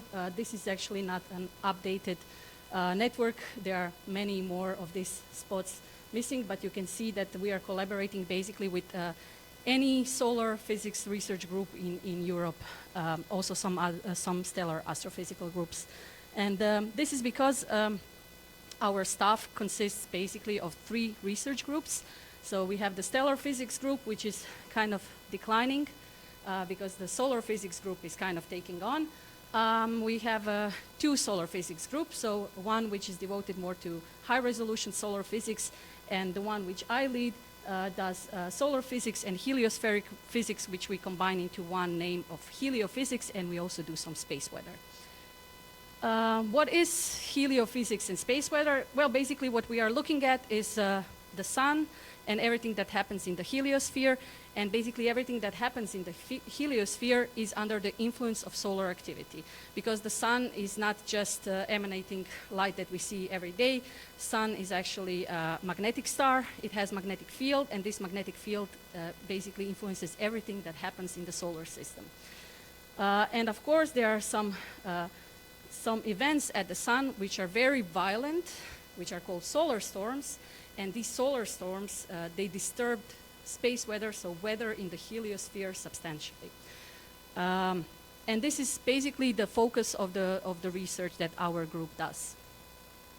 So as I said, solar storms are some kind of eruptions, and they actually have different aspects that you can observe using different detectors. So for instance, we have one example of this solar storm, as we can see it with Solar Dynamics Observatory. That's a NASA mission. And here we are looking at the sun in extreme ultraviolet line. So you use a telescope which has a special filter, and it only shows you ultraviolet light. This is the only way how you can observe sun in ultraviolet in space, because from ground-based measurements we cannot see ultraviolet. Our ozone is protecting us. But you can see that there is like a sudden burst of light. This is called a solar flare, and you can see also some rearranging of the ambient around this solar flare. So this is one aspect of the eruption. And these measurements are taken remotely from near Earth space. So the distance between Sun and Earth is some 150 million kilometers, so this is far, far away, but it allows us to see the disk of the sun. if we use a different type of telescope, which is called coronagraph, we can actually see how this solar storm is moving away from the sun. Coronagraph is such a device which basically mimics solar eclipse, total solar eclipse. So in this device, the solar disk is covered, and what you see is the light around the solar disk. And here you can see this bright front moving away from the sun. We call this coronal mass ejection because it happens in the solar corona, but in principle, this is the solar storm. And not only does it erupt at the sun and move away from it, it can come to the edges of the solar system. So it's a very energetic, huge eruption which can reach further edges of the solar system. And this was taken with a coronagraph on board Solar and Heliospheric Observatory, SOHO mission, which is a combined NASA and ESA mission, and my personal favorite because it's a very, very long mission. It's been taking measurements for a long time.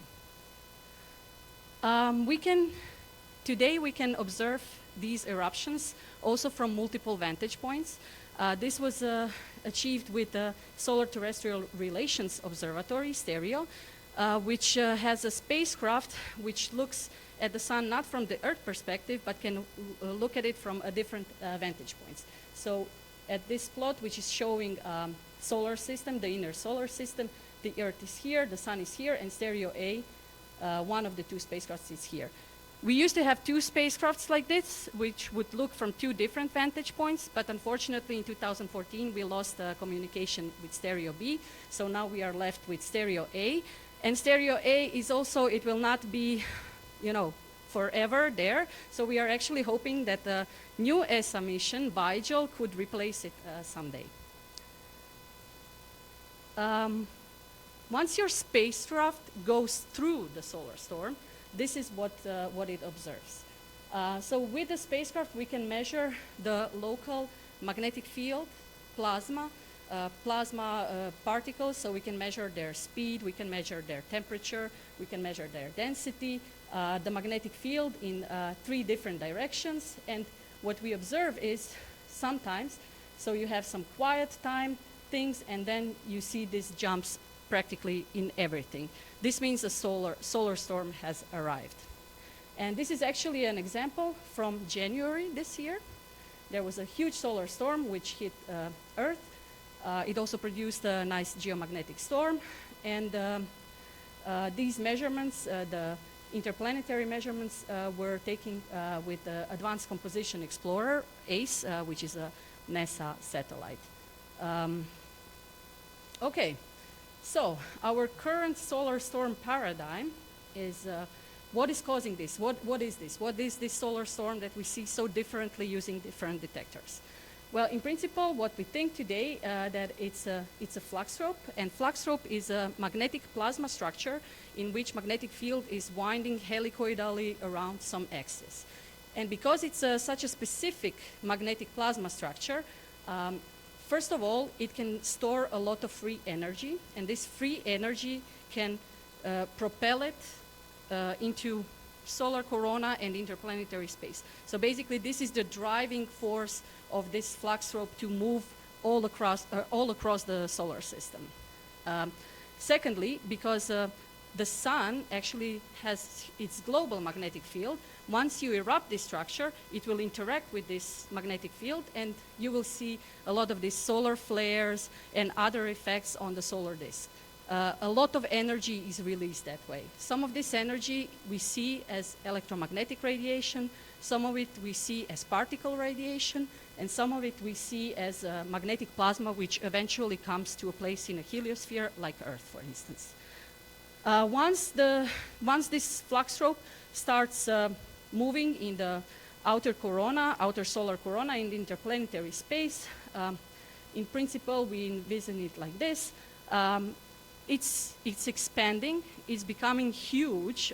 So for instance, its radius at Earth typically is 0.2 astronomical units, which is huge. So the whole Earth is basically, if the solar storm comes to Earth, the whole Earth is immersed in the solar storm. It also kind of interacts with the ambient, and the ambient in the heliosphere is solar wind, which is plasma, and the magnetic field.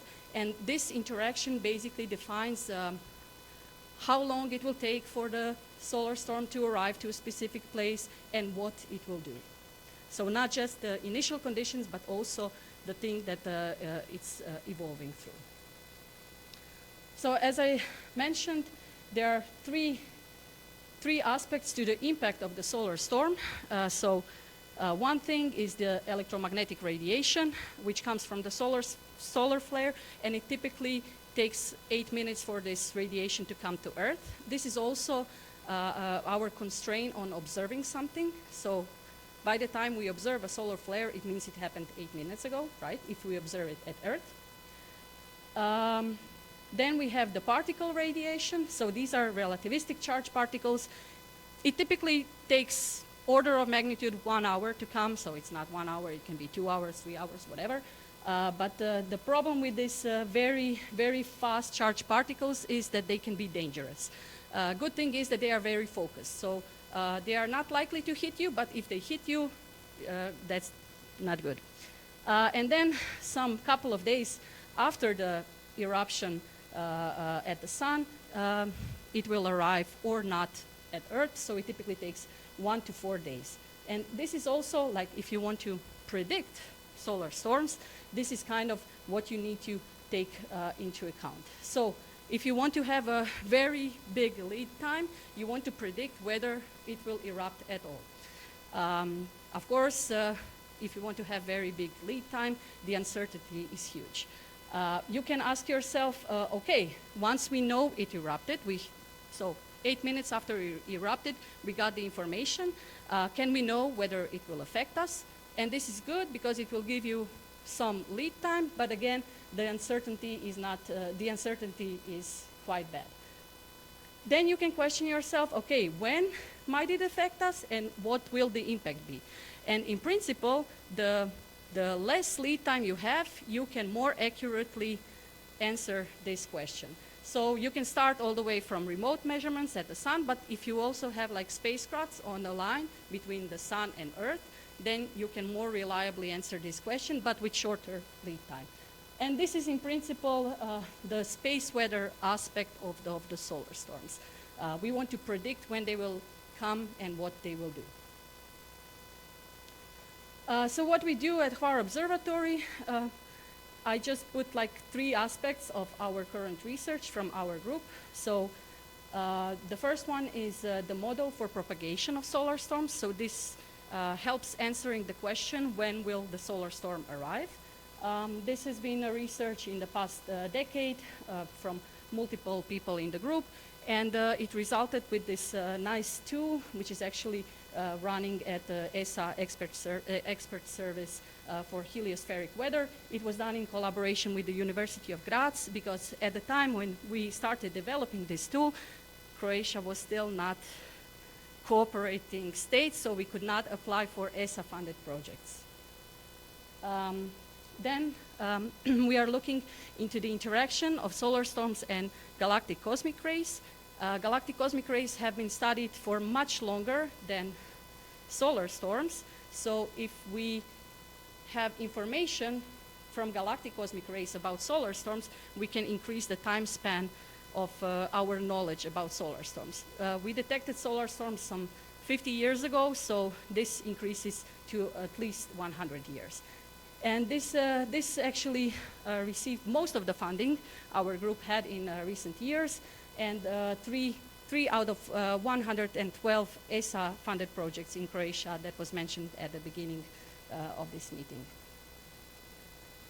And then, of course, supplementing the 2 aspects I noted before, we have a lot of studies where we are looking at the evolution of the solar storm, looking at the remote measurements and the in situ measurements from multiple spacecraft across the heliosphere, and we are combining this with modeling aspects. Of course, our group is mostly devoted to observations and theory, so when we need to use numerical models in our studies, we simply reach out to modeling groups around the world. This is just to show you some of the space data we use, but of course this is not even half of it, I would say. Except for the spacecraft I already mentioned, which are ACE, SOHO, and Stereo. We are also using Solar Orbiter, which is a relatively new ESA mission, Parker Solar Probe, WIND spacecraft, Ra detector at Mars, which is on Curiosity rover, which is very cool, MAVEN, which is also at Mars. Also historical missions like Helios, Ulysses, so really, really a lot of spacecraft data, basically anything that can tell us anything about the solar storm. And for the space weather aspect, so this is a really nice plot which I borrowed from ESA website, which kind of summarizes what are all the possible space weather effects of the solar storms. But instead of explaining all these effects, which can be quite tedious, I think it would be nicer maybe to talk about some examples from the past. And this is typically my favorite part every time I speak about solar storms, and also most interesting to the audiences. So I'll start with probably the biggest solar storm that we know today, which was in 19th century. It's called the Carrington Storm, according to the guy who, let's say, discovered it. He was a solar physicist. He was looking at the sun. At the time, we didn't have anything except white light observations of the solar disk. And in those, you cannot see really a solar storm unless it's huge. And he did see it. He saw this huge brightening. And at the time, he couldn't record it. There were no photos, there were no videos. So he actually went out and asked people from the street to come and see it so they could be his witness, because later on he had to, provide an evidence that he actually observed it. At that time, we didn't have power grids or satellites, but we did have a telegraph system, and there is a cool story about two telegraph stations communicating, and one said to the other, please shut down, we need to check something, and they're like, we are offline. And then the other one was like, how are we communicating if you are offline? And this is because there were ground-induced currents which transferred to the telegraph system and made this current which was necessary for basic communication. There is a lot of talk today what would happen if a Carrington-type event happened today. You can often see it in the newspaper. My personal opinion is nothing. Then another very cool example, which I learned at some conference. So during Vietnam War, US Navy put magnetic mines in the sea, so if an enemy ship would come, it would glue to the ship and explode. And they had explosions of these mines, and there was no ship. So they were thinking, okay, somebody has really advanced technology or something. And for decades, this was a mystery. And then they realized it was the geomagnetic storm which triggered these magnetic mines. Then another famous example is the Quebec blackout. So this happened in 1979. There was a huge geomagnetic storm, and it made these ground-induced currents, which fried the lead transform in Quebec. So the whole Quebec was without power for hours, maybe even days. And of course, imagine if today, especially in Quebec, which is quite cold, you would be without electricity. This is horrible. Another more recent example is the Starlink satellite loss. Not sure, I think it was 2021, plus minus 1 or 2 years. Anyway, so Elon Musk wanted to, put some 50 satellites in a low Earth orbit, and he didn't check the space weather forecast. So this wasn't even a huge storm, so it was a moderate storm, something that happens quite often.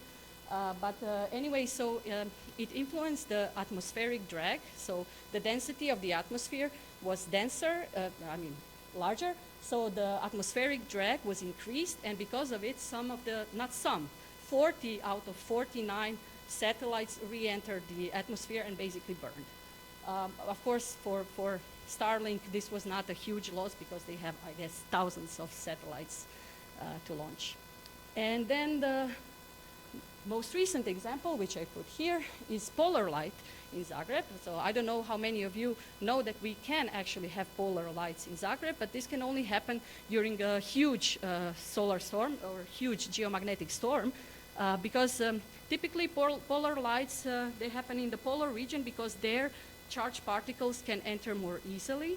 But during a huge storm, you can have charged particles entering even at lower latitudes. So you can have nice polar lights, not only in Zagreb, apparently also in Mexico, Texas, and basically almost down to the equator. And if you don't believe me, we actually have a video to prove it. This was in 2023. And this is about Zagreb at Stjena. And yeah, that's all from me. Thank you.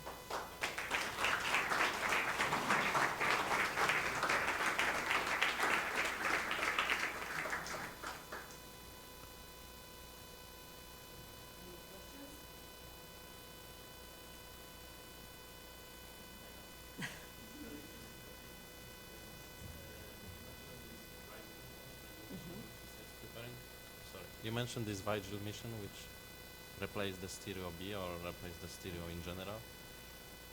Do you have any idea about new observatory which you would like to have in the future, which could help you to, let's say, make your observations better or predictions There are a couple. better? There are a couple actually. So Vigil, of course, because we need this stereoscopic view of the sun for multiple reasons. So one of the big problems of Stereo mission was that it never had magnetograms on it. So we never saw the magnetic field from the backside of the sun. And all our current numerical models, which are doing heliospheric weather, they need this. It's vital information. So Vigil for multiple reasons.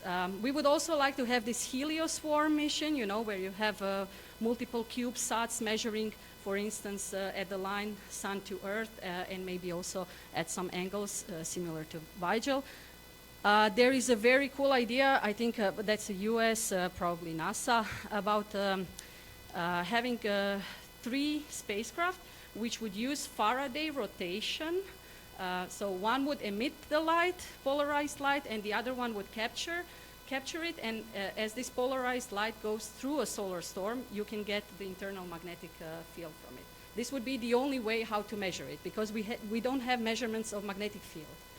So yeah, these are only a couple of examples. Okay. Of course, polar mission. So solar orbiter only goes to like 30 degrees or something, which is, we don't see the poles from that. Yeah, I mean, I can talk about that the whole day.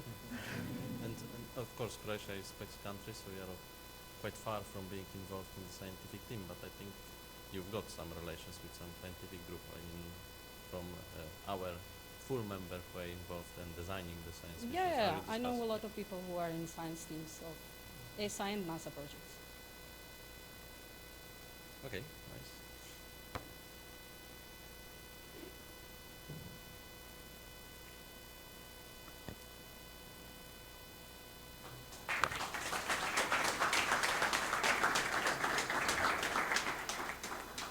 So thank you to our first 2 presenters. Now we will take a lunch break. The lunch is served in the area to the right of the building entrance.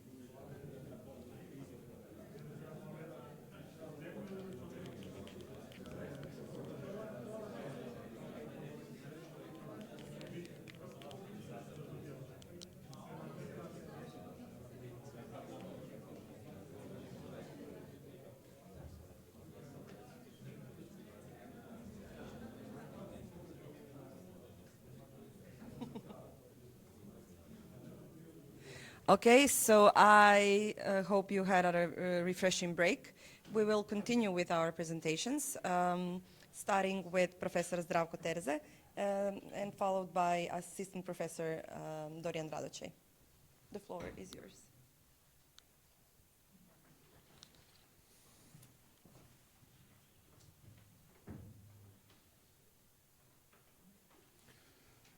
Thank you very much for your introduction. I'm coming from a Faculty of Mechanical Engineering and Naval Architecture. However, on this faculty we do have also aerospace, and we have a space technology and study, and also you will see some facts about research. So let's begin. What I will be talking about, space robotics and our specific view on this very interesting domain, and based on what we are doing here in Zagreb, what we are doing in our faculty, in my chair. This is my group, and what we are doing atmospheric flight vehicles and planetary rovers. Just as a little bit of broader context, I mentioned in these two slides, I mentioned some current or very recent missions. Of course, there are some more of those. However, each one of them I mentioned here are somehow connected with our work. This is the criteria. So first, let's start with Mars.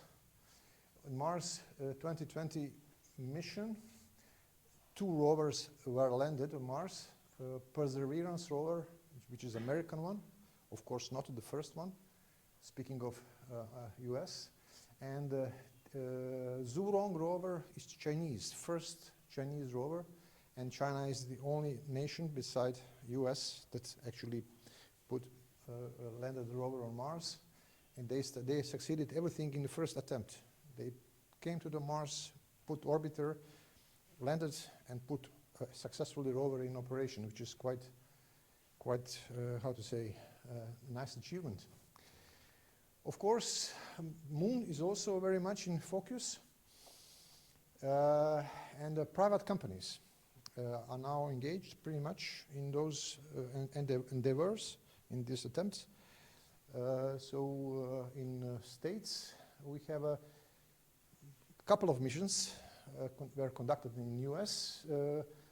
I selected Intuitive Machine mission in 2025. This is actually semi-successful mission. They landed, but they tipped over. However, why is it important for us? Because one instrument, scientific instrument, was included in this mission, and this is a PULI lunar water snooper. And why is it important? Because this device is a spectrometer.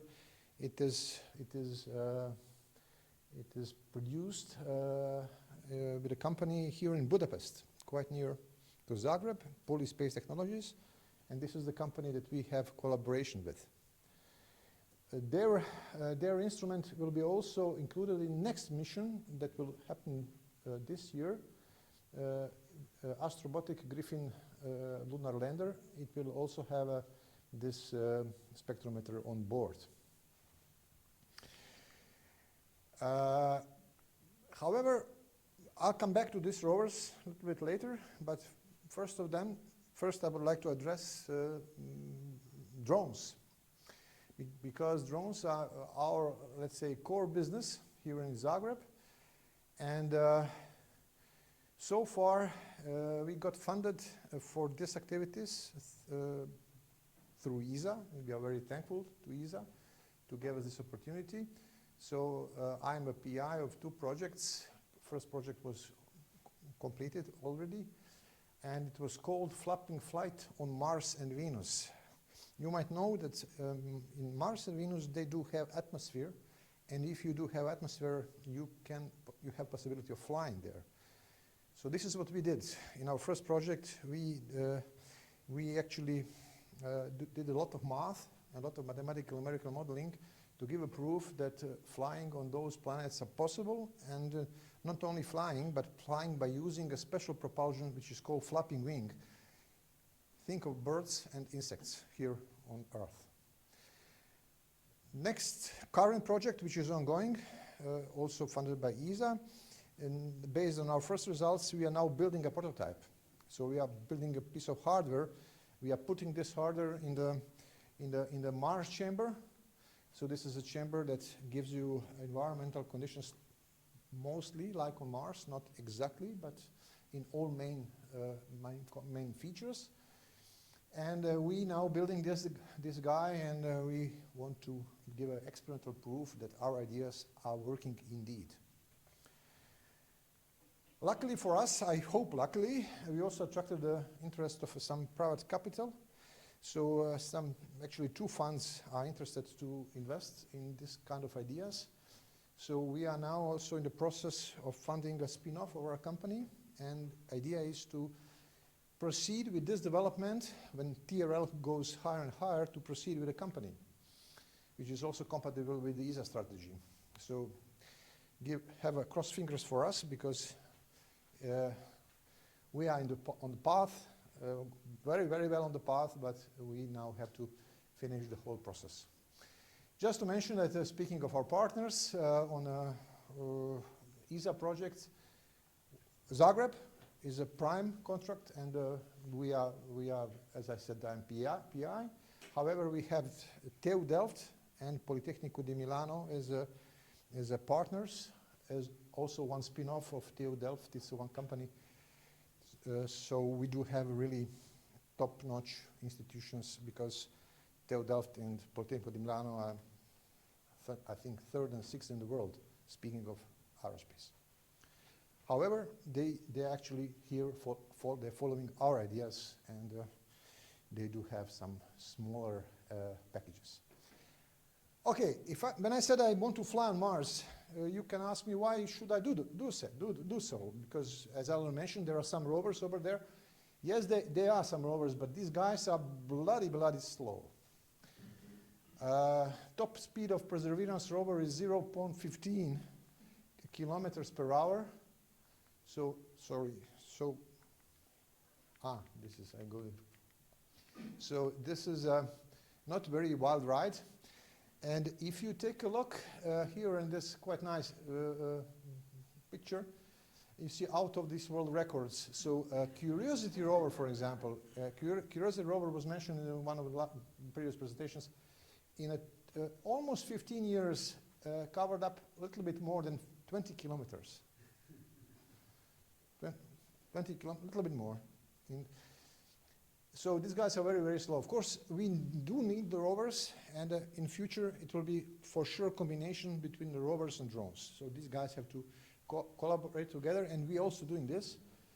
So we will not give up on the rovers, but if you can fly, then it's obvious you have some advantages, because you are much faster, you can reach further distances, etc., etc. Also, this guy does not obey me. Probably battery is not the best one in the world.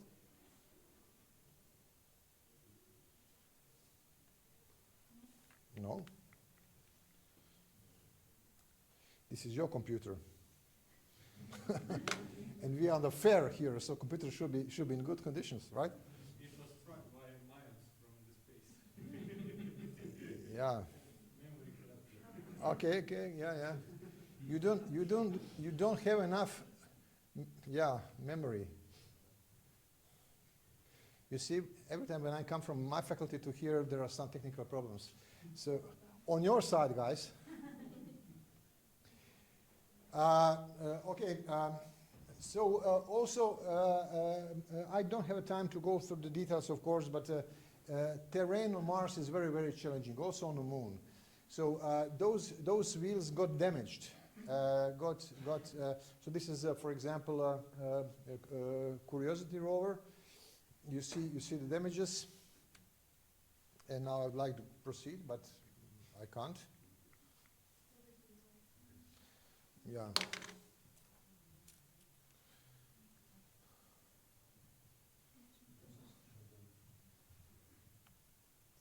vi to se USB-a ga, ne. Ne, nije na desku. Da, da.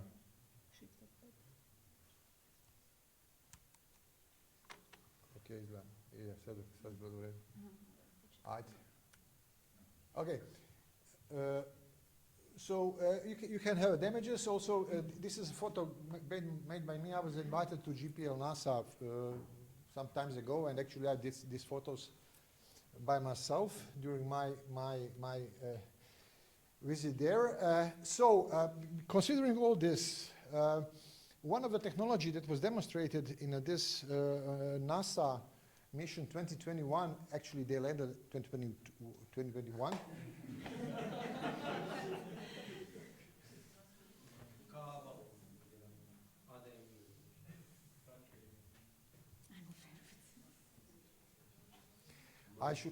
I do have my computer in my car, but I trusted you guys. We lost everything.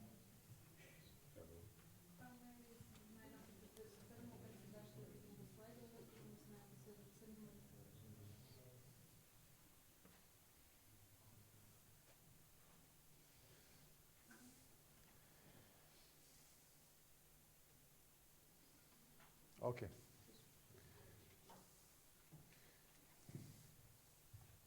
Batteries should be changed.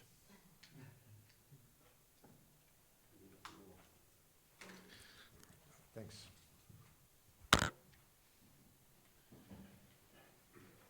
So one of the two key technologies that were actually was planned to be demonstrated in this NASA mission. One of those was to have a first flight, powered flight, extraterrestrial flight on this time Mars via so-called Ingenuity helicopter.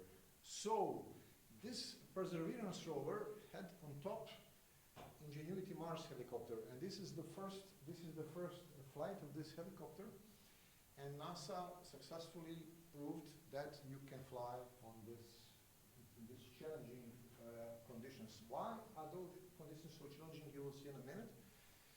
However, how they did it by using helicopter. And why?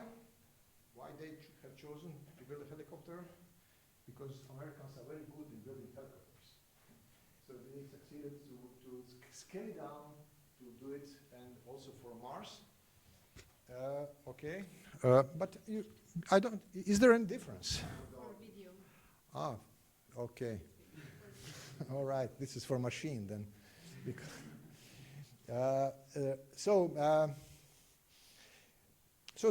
Obviously they developed nice machine, and this machine operated very well. Actually, it operated, run through 72 flights, and then got damaged. It got damaged, and it is not in operation anymore. And our hypothesis, and not only hypothesis by now, but it is proven already, that actually helicopter is not the best technology to fly on Mars. We have a better idea, we have a better technology, better propulsion to do the same task. And you will see this in a minute, but before that, I have to give you one formula, sorry, one formula I cannot avoid, and this is the formula that gives you an idea what is a so-called Reynolds number, a very important number in aerodynamics, which gives you idea that, for example, if density of the atmosphere is very, very low, this means that Reynolds number will be very, very low. And density of Mars atmosphere is very, very low. It's 1% of the density of our Earth atmosphere. So if you know anything about aerodynamics, you should know that if density of your environmental fluid is low, you really have a problem to get a lift. Which means to fly there, we need to have a wise technology, and we have to be smart enough to have a good way of proposing ourselves. Helicopter did work, however, it is not the very best idea.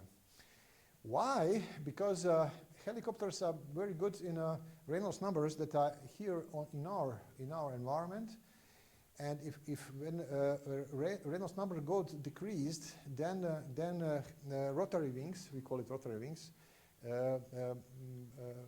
aerodynamics deteriorates. I mean, it's not very efficient anymore. So here on the larger Reynolds numbers, everything is fine. However, when you go to the smaller domain region, then this ratio of lift and drag for rotary wings got pretty low ratio, and it is not efficient anymore.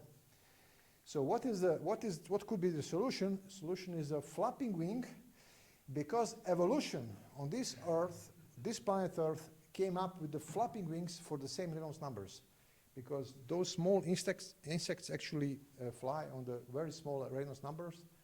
So flapping flight is invention of this evolution on this planet for this kind of problems. And this was our inspiration to proceed along the same ideas. However, flapping flight also has another advantages. For example, it's very, very agile. You can see this now. Spring is coming. Take a look on the insects. They do a marvelous job, speaking of very, very nice maneuvers. Also, if you hit obstacle with a flexible wing, our wings are flexible, probably nothing will happen because it's a flexible. And this is the reason why actually American helicopter does not fly anymore. They got damage of the blade because of the hitting let's say, obstacle. And also, flexible wings are very good, have a good adaptability, which also can be very, very important for Mars because there are some serious winds over there. Not like on Venus, but there are some serious winds. Just one small slide. Why a flapping wing is working so that better? Because you can observe here that when you have a fixed wing, then flow got separated. You have pretty much mess over there, and here in a flapping wing, a flow is attached to the wing, and this is a very important fact. And because of that fact that flow is attached, that we can have a better lift and better aerodynamic performances. This also can be seen in this numerical simulation that flow got attached to the very complicated wind kinematics. These guys are amazing. They do really, really amazing job of how do they fly. And we have studied those guys, of course, and we have our own ideas about it. What is very interesting is that actually not only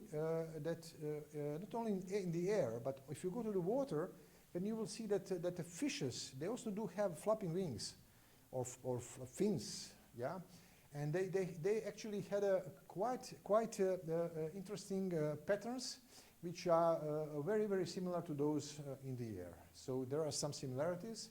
And this is also one of the marvelous things of the nature, that two completely different media, flapping can give you comparable results. And this was our idea why we approached Venus also with a flapping propulsion, because on Venus we have completely different atmosphere, very thick. Density is much thicker than Earth. Surface pressure is 92 bars, so it's a pretty thick situation. And therefore, we said, okay, if we can have a successful flapping in water, why should not try the same thing on Venus? And we did calculations. You will see results in a minute. However, what is the situation with the Venus? Venus it is a very, very interesting planet. I don't have a time to speak about it, but it really rotates very, very slow, meaning that the day is very, very long. So you should have a quite long sunshine, 160 days of sunshine if you are above the clouds. And above the clouds, you have very nice pressure, also not 90 bars, but 1 bar. So everything is fantastic on the 50 kilometers above the surface on Venus, and therefore NASA had idea, and also Russia, they had idea of have this kind of balloons because you enjoy very nice weather over there. However, the weather might be nice, but there are some very, very strong winds, very, very strong winds, because Venus has a super rotation of the atmosphere. It's really weird planet, believe me. So those balloons would not have this very nice enjoying ride on the sunshine, because it would be very, very violent. And idea is around the surface there are no wind are not that intense. So let's try to fly here, not there. Let's near surface with a flapping or swimming, whatever you call it. And actually, I believe that this is the first idea that was we have published in Acta Astronautica 3 years ago or 4 years ago. I think this is the first time ever that somebody came with this kind of solution, and we provided results how to design flapping wings in these conditions. Just to mention that actually the first flight on another planet was not a helicopter by NASA, but USSR balloon on Venus. However, it was only balloon, not a powered flight. NASA has a power flight, you can control the machine, balloon is doing whatever wind wants to do. So let's see a flapping vehicle. How should we design this? On Mars we have seasons. Again, I cannot talk about all these details, but you can observe that the density on the Mars of the atmosphere is very, very thin, but it changes through seasons. And therefore, when we were asked by ESA to come up with our results, first of all, we needed to decide where we should actually land on Mars. And we have chosen 3 positions. Oxyaplanum, actually ExoMars mission, ESA mission, was planned, and the rover was planned to be landed on the Oxyaplanum. The mission was cancelled. However, we calculated Oxyaplanum density, and we have chosen another extreme densities to be sure that we can actually do all kind of flights on different positions on Mars. Here you have Perseverance rover, here is the Zhurong rover that I mentioned on my previous slides. So what we did in the first project, we came up with a mathematical engine with a lot of algorithms and optimization routines. Actually, we did it in Lie groups in non-vectorial spaces to have some advantages of the optimization procedures. And the basic idea, which proved to be quite good idea, we selected some parameters, for example, the location of the planet, for example, the mass, what kind of mass you would like to have. And then our optimization algorithm gave us the crucial information: what kind of wing size do we need, what kind of frequency do we need, what kind of flapping pattern, because flapping pattern can be very complicated, and our optimization algorithm gives us optimal kind of flapping for certain parameters. This is really pretty much a game-changing in design of this kind of things, because already on Earth there are some, of course, many of them are my friends, I know them very well. They try to build these aerial robotic machines on a base of flapping wings, and they do a lot of experiments. They do experiment, they crash down, they did another one. However, we do have our mathematics that give us a pretty clear idea how shall we start, what is the best position to start with our design. Of course, this is not a final decision, but it gives us an initial position in this design process. How should we design this flapping guys, not only on Mars and Venus, but also on Earth, because we are doing these things for Earth as well.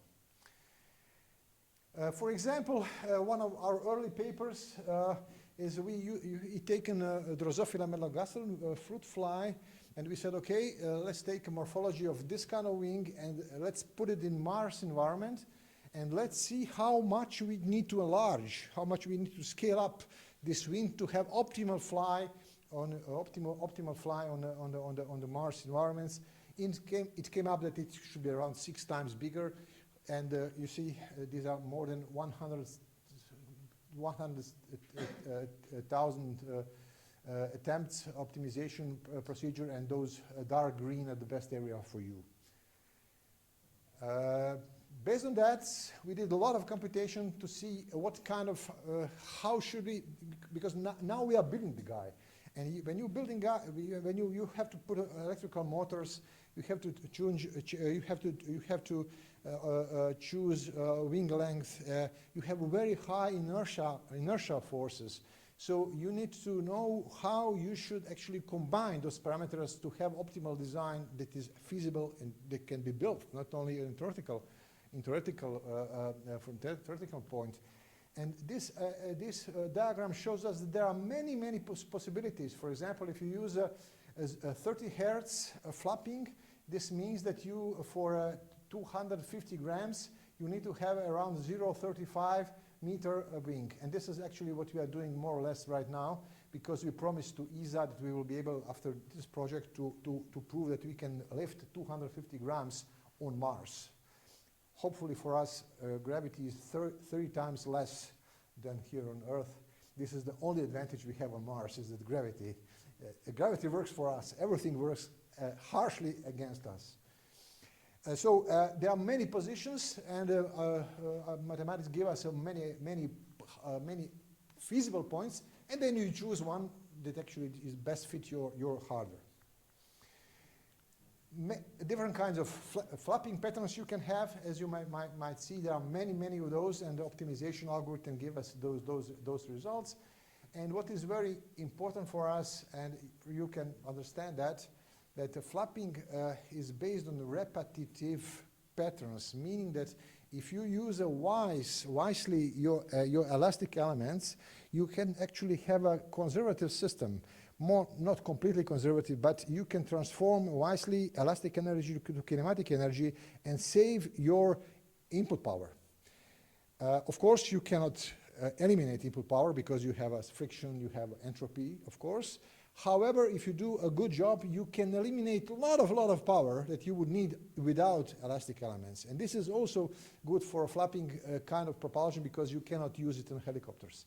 And therefore, animals use this repetitive kangaroo, you can jumping and always repetitive, always this interplay between the elastic forces and muscle forces, also in the fishes, also in a very complicated muscle system that some birds has, or so you get an idea. And this is what we are doing, and this is actually very important, how to design system and to have elastic forces and torque coming from motor working in a good synergy. This is not easy task, because frequencies are very high, and you need to do it wisely. These are some of results from our lab. So this is 12 hertz. Now we are going up to 35 hertz. But we do have very low power consumption. This is very good. And then we went to the Mars chamber. This is one Mars chamber. There is one in ESTEC in ESA. Not one, there are more than one. There, however, we didn't go to ESA because we found one Mars chamber nearer to Zagreb. It's near Vienna. But it's also ESA certified Mars chamber, and you see we put some very speed cameras, and here is the model inside. And what we measured, we measured this. Yeah, you see exclusive film how flapping on Mars look like, because here we achieved to have a lift in an almost vacuum, 1% of density of our atmosphere. And we do achieve lift already. What is very important, also we had very low motor heating, because we are, don't remember, we are in vacuum. You cannot do any cooling. You don't have convection. So heating up of the system is a big problem, and American helicopter experienced a big problem with the heating. This is the reason why those flights are very short. If you go to the flight log on American helicopter, those flights were around minutes, even less than minutes. So it's 1 minute, not only because of the batteries, because of the energy, because one of the reasons because of the heating up. And some measurements, they do not tell you on the first sight, but some measurements came up with the idea that it got heated up 1 Celsius per second. And what we achieved here, we achieved that we have a flapping with very low motor heating because of we are using those elastic elements as I just explained to you. Okay, I have to, okay, but we did have some breaks because of the not very good fair computers. I'm joking, of course. But I'll go toward the last part of my talk, and the last part will be devoted to rovers. Because we are not only speaking, we are not doing only research on drones. We also do research on Mars and lunar rovers. Why we came up to this field? Because if you were only sitting in Zagreb and you would like to design rover for Mars, of course, you can do that. However, always some kind of motivation can be somewhere in the background. So actually, I got interested in this kind of problems more than 10 years ago, because I'm also a professor in Harbin Institute of Technology in China. And those guys, actually that guy built the Zhurong rover that I have shown you. Not the whole thing, but everything what was related to suspension, to the wheels, to the dynamics of the powertrain. Actually, it was designed more or less in the lab. That I'm also I'm collaborating with them for years. This is good for me because I have some good data, and what I can show you now, it's those experiments. They do these experiments in Harbin. So you see this is new iteration of the Zhurong rover. So that one was already landed, the first one, and now we are doing some advancements. And the idea is how to design this active suspension that rover need to adapt to the very rough material, a very rough terrain, which is a mixture of the sand and a very rocky terrain. I can show you this because this is published in a System and Cybernetics journal. Of course, many other things cannot be shown publicly, but this can be disseminated. What is interesting here, for example, there are very many modes. Of course, a finite number of modes, but there are many. How this rover can adapt to different terrain configurations, but also we do have data from the Mars, because for example, for the first six Sol is a Mars day. For the first 6 Sol, 60, not 6. These are the data for the first 60 Sol, because we know how the rover performed on Mars. What was the skid ratio? What was the slipping ratio? How rover actually progressed, and we can use this data to optimize this configuration. Of course, our dear friends in NASA and even dear friends in ESA are doing the same thing.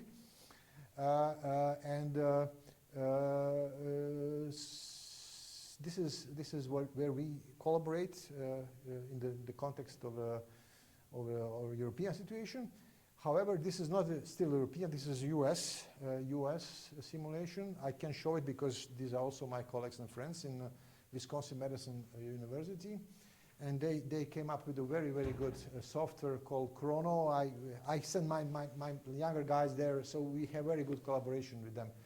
And this is the idea. We need to calculate the granular mechanics interaction between the wheels and the rough terrain, which is a very particularly oriented, and Mars situation and Moon situation. I cannot talk, I don't have a time, but regolith is very complicated, and stick to because it's electrostatic, and it has a very fine parts and very rough parts, speaking of very abrasive parts, speaking of Moon. This is Mars. So to calculate this contact dynamics, this is very challenging algorithmically, mathematically, but also very high power consumption from the computational point of view.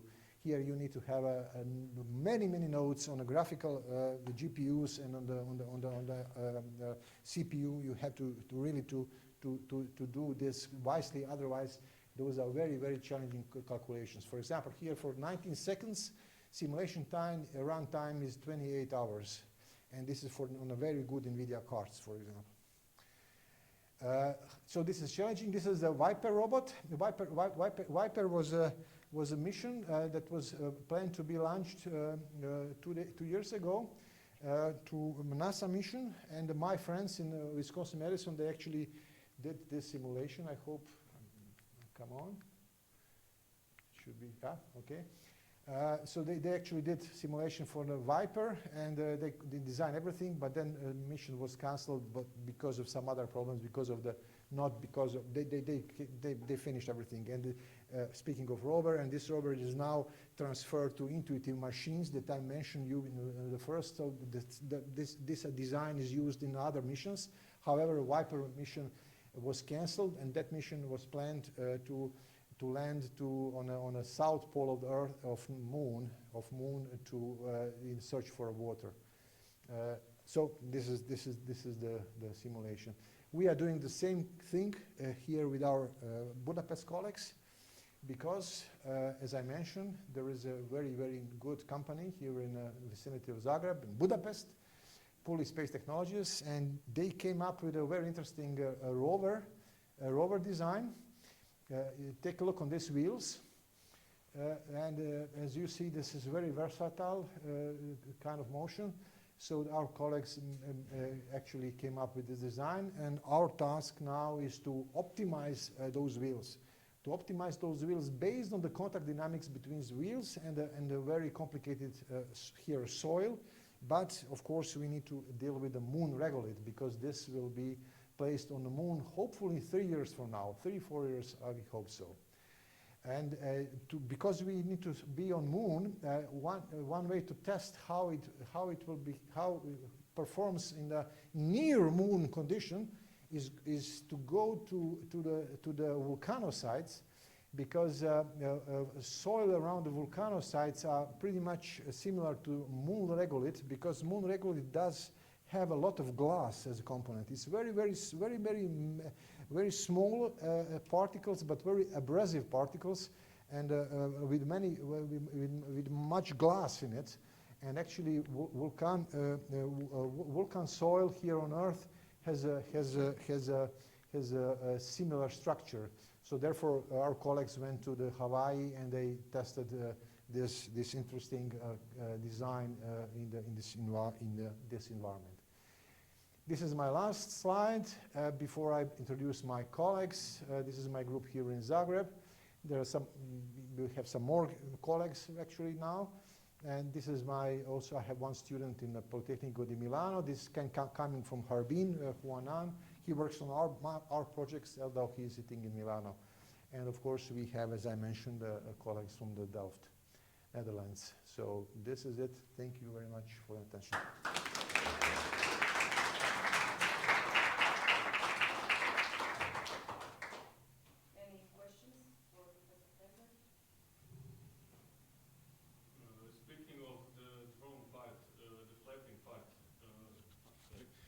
What about the resonant frequencies of the flapping? Does it affect the body and disassembly of the parts? Yeah, of course. This is how we operate. We are operating actually in the resonance frequency. We try to because then you have the best situation considering energy. So we do operate in resonance frequency. And you also mentioned one of the problems that they can be solved is that some of those vibrations are transferred also on the body, and which means if you have sensors and the cameras, then this noise is not negligible. However, you know how to cope with it. However, yes, you're right. We are operating in a resonance area. Just to mention that we will continue this project, hopefully in the context of the future spin-off company. We already know the name. I will not tell you now, but it's a very interesting name. And actually, we will have positions. So we will have open positions for capable, ambitious, young researchers. And I think that many of you actually fit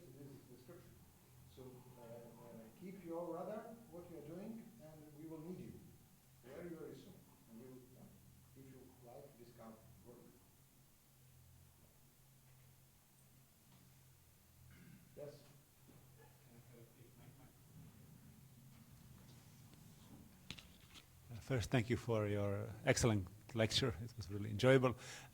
Two questions. First, you mentioned this low heating, and could you please share what does it mean, like low heating? You mentioned what is the example of the bad heating? Like I think you said Celsius per minute, and also then once you reach some heating threshold, what does it happen then? I mean, do you need to just stop your action and then waiting that radiative transfer does its things, or do you have something other things to do? Yeah? And then the second question is regarding your beginning of your presentation regarding the spin-off. So I'm curious, what are your plans about this spin-off? What you will be doing? What are you planning to do or deploy or research? Yeah, thank you. So, I'll start point by point. Speaking of heating, I'll start with the helicopter. According to some data that we found out, that helicopter heated up 1 Celsius per second. Why is that so? Because, as I mentioned, rotary wing is not the best possible way of propulsion for low Reynolds numbers, meaning it is not aerodynamically efficient, which means you have to pump more energy because your wing is not efficient enough. This is clear. And when you pump energy into the system, of course, some energy got transferred to heat, and your system heats up. If you have a convection, like here on Earth, of course, then some of those heat will be transferred, will be got away from the system. But unfortunately, on Mars, you have 1% of the density, meaning the convection do not exist, or a very small intensity. Therefore, solution to this heating problem is that you have more efficient wing, because then, for example, if we neglect friction, you can have only one elastic element. You can give it a try, and the guy will perform forever. Of course, not forever, because always friction exists. However, then you need to just put with your motor enough energy that you got wasted because of the friction. And if you, on top of that, if you have a efficient aerodynamic wing, then you got an advantage, meaning you have a possibility to get a lift with much more power needed from the actuation side. So this is the idea, and so far so good. So far so good. What happens when we reach the threshold? I'm sorry, I don't know. And nobody knows. Nobody knows. This is the reason why we go to the Mars chamber. This is the reason why we build these guys, and we will see how these guys will perform and what will be the solution for the problem that you located very precisely, but we don't know. Also, our friends in TU Delft, I had a few days back conference call with them. They also applied, Carol knows that, they actually applied for another tender that ESA issued, more or less based on our results, I have to say. However, since we are not a member country, we were not able to be partner leader of this project, but we are consulting partner. And I had a phone call with them a few days back, and they also they said, well, we have to build it, put it in the chamber, and see how it performs. Nobody can tell you at this moment final outcome.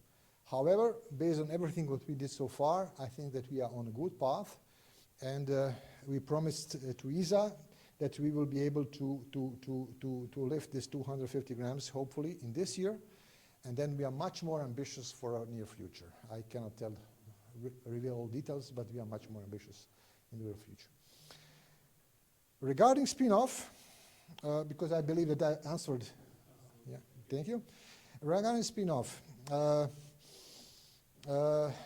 basic idea of this partnership with ESA is that faculties universities actually came up with a fundamental breakthrough sciences. But as the TRL goes up, then actually commercial companies should take over.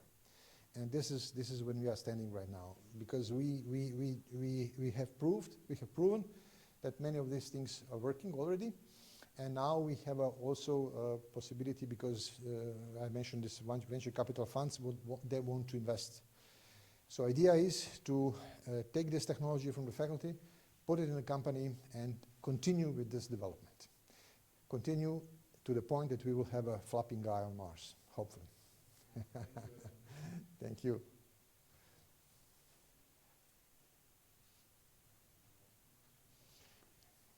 Yes?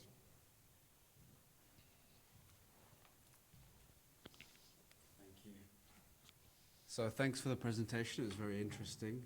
It's a really interesting topic. Just two questions, maybe just out of curiosity. So for the flapping wing, you said that you use the elastic nature of the wing to conserve energy.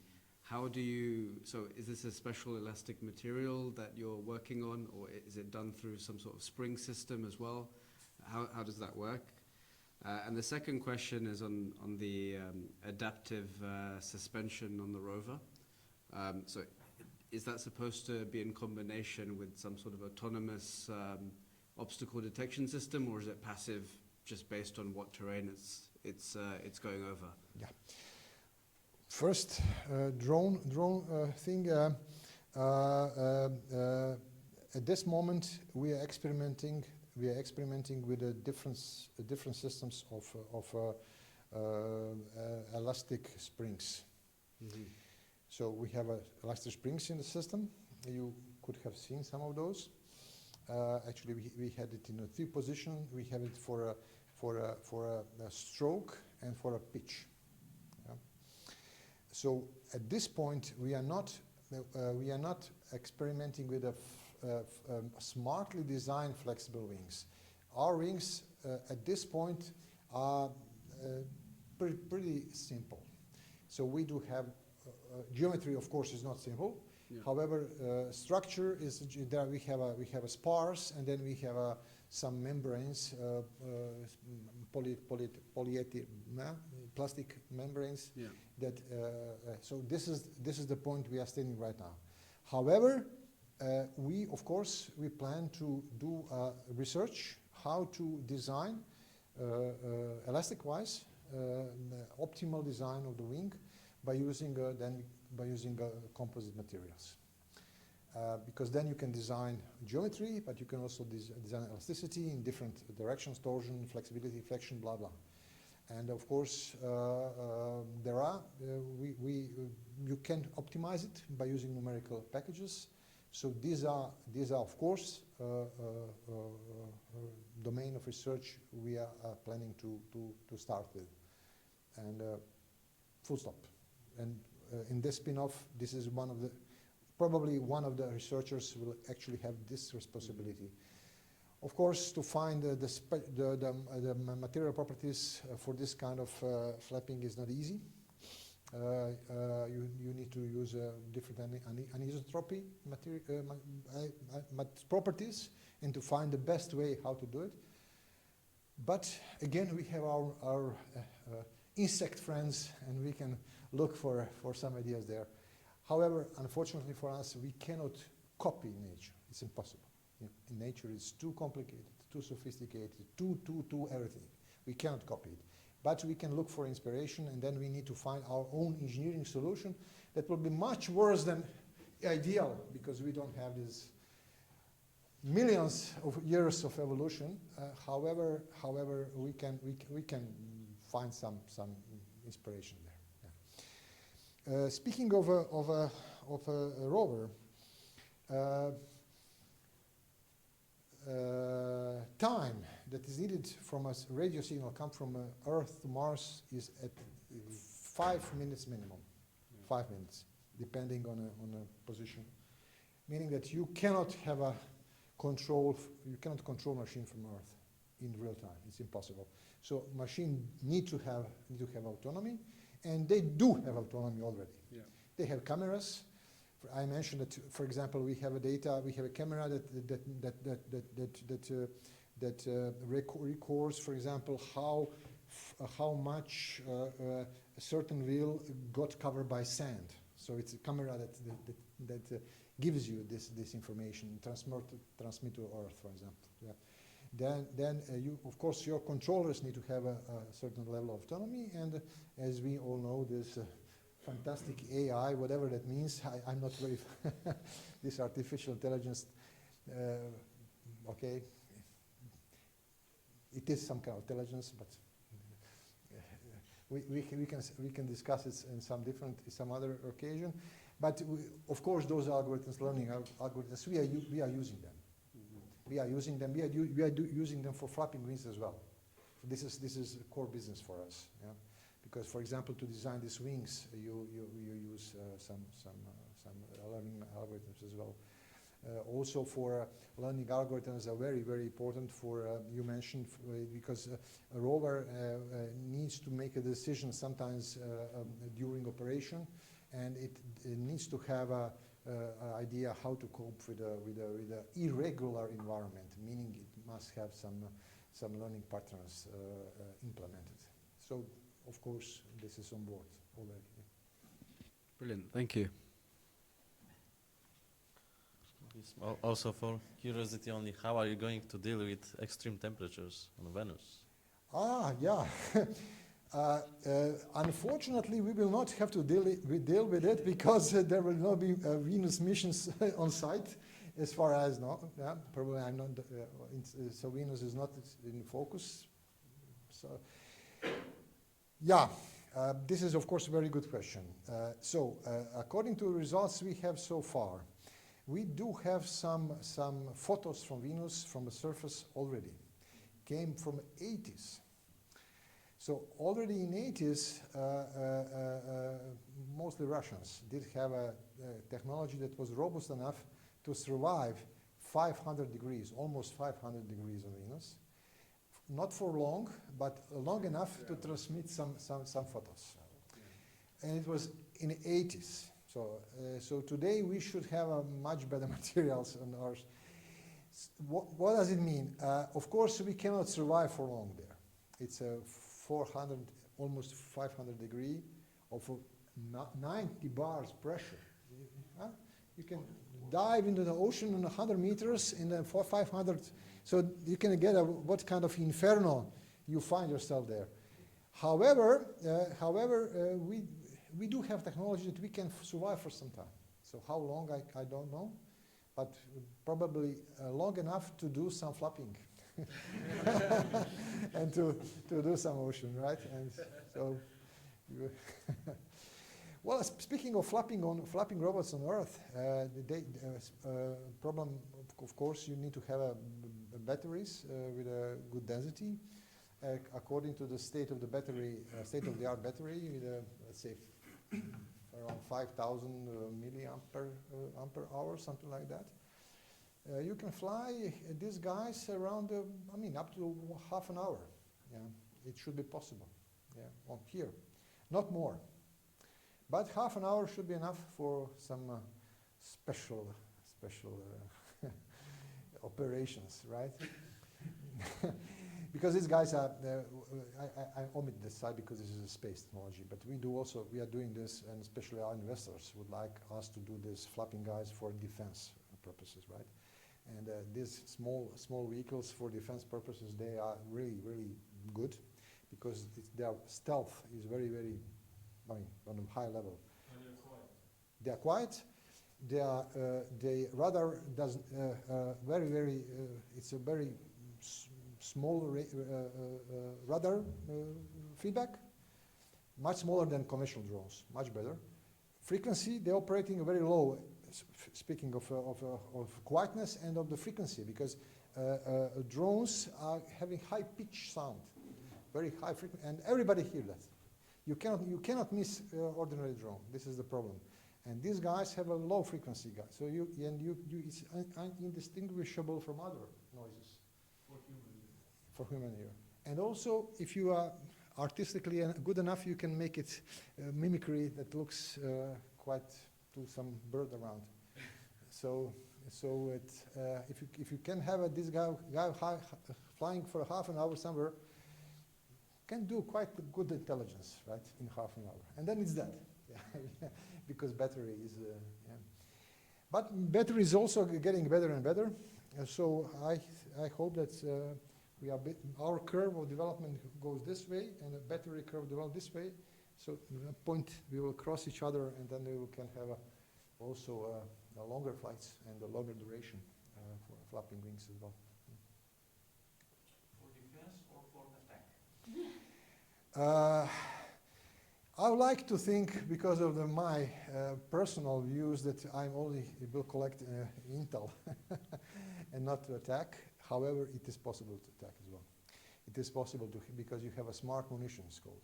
It's a very small kind of a weapon, and it can be those payloads of that kind can be lifted already.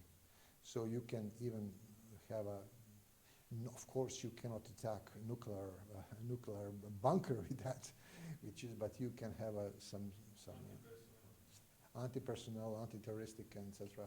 So you can have also attack properties as well. Yeah. I wanted to ask, when we talk about flight, what height are we talking about when we talk about extraterrestrial flight? What height? Yeah.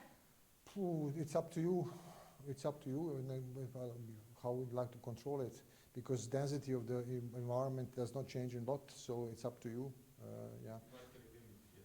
Of course. Yeah, of course. What we foresee as a normal operation day, one day on Mars, is that the guy lift off from a rover, and fly somewhere and do some diagnosis via sensors, spectrometer, whatever, and then come back to the rover as a motherboard, right? So it should be probably 500 meters, something like that, to come back and to see. Yeah, but as I mentioned, considering how slow these guys they would need much more time to cover it. What is also advantage from this technology comparing to the helicopter size of the engineered helicopter is 0.2 meters. So this is the guy of this size. And I'm not sure if they can make it much smaller, because if they reduce it on the smaller scale, their Reynolds number will be even smaller, and they are on the edge already. So they cannot make it much smaller, pretty sure of it. And we can do like this, because low Reynolds numbers do not affect us. Insects are flying on very, very low Reynolds number very, very efficiently, which means, this is one of my arguments to my ESA friends, well, give me a payload on your lander, and for one helicopter I can put 20 of my flappers, let's see. Yeah. So instead of one helicopter that got damaged, we can have a swarm of guys. Okay, one or two got damaged, but we have another 15 for the same payload. So these are quite I think potent arguments for future. Right? I'm glad that this topic attracts so much interest. I'm very glad. And as I mentioned, we are hiring. Not yet, but very soon. And we will not have 100 places. We'll have 2, 3. Because, yeah, this is how it goes. Yes? Speaking of efficiency, you just told that you would need like 50 or 20 these flying, flapping things like to replace one helicopter. How effective are they? Efficient, like bigger wings? Are they like? Is it better to have 20 small wings, like flapping wings, or just I get what you mean. So I mentioned that 1.2 meter is the diameter of the rotary wing. So let's say one wing 0.6 meter. Okay. So with 0.6 meter, our flapping wing will not be that much more efficient than helicopter wing. We hope it will be, but not very many. Yeah. However, when we get on the smaller sizes, then we start to be much more efficient. Even though those guys will not be able to cope with it, and we cannot do that. We can do that. So for larger vehicles, we still do have advantage, but not that much advantage. But for smaller vehicles, then advantage is considerable. Thank you. Does this, like they have to be smaller then, does this, is it a disadvantage on the equipment you can put on it for the... Of course, a smaller vehicle has also smaller payload, of course. However, we have a cameras of a few grams already. So this kind of payload, we have this smart munition, this is also a few grams. So yeah. So we can lift those guys. Yeah, we cannot lift atomic bomb. I mean, we don't want to do that, of course. However, payloads is tiny, but we can do some business with even with the tiny payload. Yeah. Are there physical size limits when you get a bigger wing? There is more force on the ends of the wing, and the wing needs to be sturdier, like centrifugal force. Yeah, of course.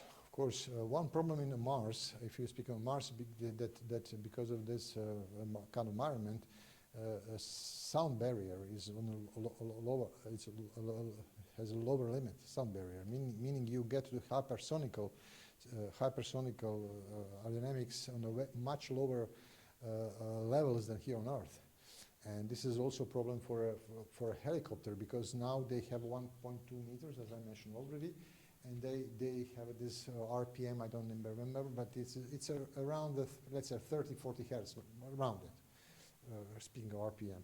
And they cannot make it much faster, because if they do make it much, then they will have a hypersonic on the tip of the blade, which deteriorates aerodynamics even more. So they are trapped. They can't do anything. They can't make it smaller. They can make it quicker because this is the physics how it is. And when we go to the smaller, then we are on a better side of the whole problems. Right? But as we mentioned, of course, payload is also tiny. And this is what ESA actually want us to do. I don't know if you guys, if you do follow what's going on Mars and the Moon, business. However, it's very interesting. It is very interesting. What is the next big thing? Next big thing is to return sample from Mars, because nothing came from Mars already to Earth. Of course, from Moon, yes. We've been to Moon, and we transferred some material from Moon. Chang'e 6 mission that I mentioned, I didn't comment very much because I didn't have a time. 2 years ago, they actually landed on the far side of the Moon. They got samples, which is much more hard than on this. You know, guys, we see always the same side of the Moon. You know that. We never see dark side of the Moon. This is not dark side; it's a far side. But we never see that. So it's much difficult to land there, because your radio signals cannot go through the Moon. So you have to put antennas somewhere. I know where. But and to communicate with the guy. So to land on the far side of the Moon is much more complicated. So they did it 2020, I think, for the first time, Chinese, and they did it again 2 years back. And this time they landed. They had a small rover. They made a drilling. They took specimen and they brought them back to Mongolia. It's a really complicated operation, but they did it in one, so everything was fine. So, what was your question? Sorry. About the maximum size of the wings. So Mars sample. So this was coming from the Moon. Nothing came from the Mars already. Both rovers, Perseverance, but also Zhurong, but Perseverance did a lot of things. They also sampled some samples. And now they need to be transferred to Earth. And one of the possibilities is that you have a rover to do that, but the rover is very slow. So if you can fly and pick those guys, it will be much, much better. So there is ideas. There is already. So they are building actually a larger helicopter that should be capable to do that. Probably I cannot speak openly about many things, but it is on the way, right? ESA also has some kind of those activities. However, flappers probably can also do that. And our colleagues from ESA actually are pushing us that we build a larger flapping wing that will be able to get those samples back to Earth. Of course, the guy will not use a flapping flight from Mars, but on the Mars to pick those. So we need to be able to pick a heavier payload, and we can do that. This is a good information. We can do that. Our calculations show us we can lift 2 kilos without much of the problem. But we need to prove it experimentally, and probably we will be in a position to prove that through further projects, meaning that we will give a proof that even 2 kilos can be lifted, or 2.5 kilos, because ESA actually is very interested in this, to have a larger payload. And again, flapping wing should be able to do that, hopefully more efficiently than a helicopter. Yeah.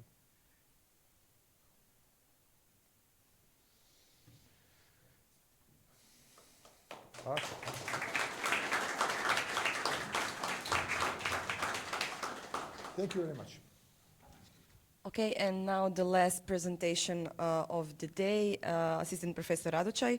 I just want to say, I'm sorry, that unfortunately ESA lab that was planned will not be held today, so I'm very sorry for any inconvenience this may have caused. The floor is yours. Thank you. Može ovako. Hello everyone, my name is Dorian Radočaj. I come from Faculty of Agrobiotechnical Sciences in Osijek, and we haven't heard today something about downstream applications. I will present you two land suitability studies which correspond to our two projects funded by ESA, which are finished with us as prime contractors. The first one is regarding cropland suitability, and the second one regarding biogas plant suitability. So the first project we had was regarding determination of cropland suitability, funded on the third call for outline proposals. And what is the motivation for this? As we all know, the population is still expected to grow exponentially in forthcoming years, at least until 2050, and we need to produce more food. However, a lot of people are driven by profit, so they do not take into account long-term sustainability, and their practices in agriculture produce land degradation. Currently, if we want to improve crop yields, two basic conventional approaches are used. The first one is creating new cropland by converting land covers such as forests and so on, which result in habitat destruction. Fortunately for us, European Union has very strict regulations on this, but this is unfortunately very common, for example, in Brazil with the Amazonia forest. The second approach is much more common in the European Union and in Croatia. We need high yields, so we will increase the amount of fertilizer and pesticides we apply. However, this invariably leads to contamination by heavy metals and persistent organic pollutants, whether in that food which we directly consume or indirectly through the groundwater. So, is there a better option? Fortunately, there is. If we found naturally suitable areas, we can make better land management plans, and if we cultivate a particular crop on naturally suitable area, we will have to apply less amount of fertilizer and pesticides to get equal or even higher yield. So specific objectives regarding Copernicus data were to create and do quality control of ground through input training and test data for machine learning.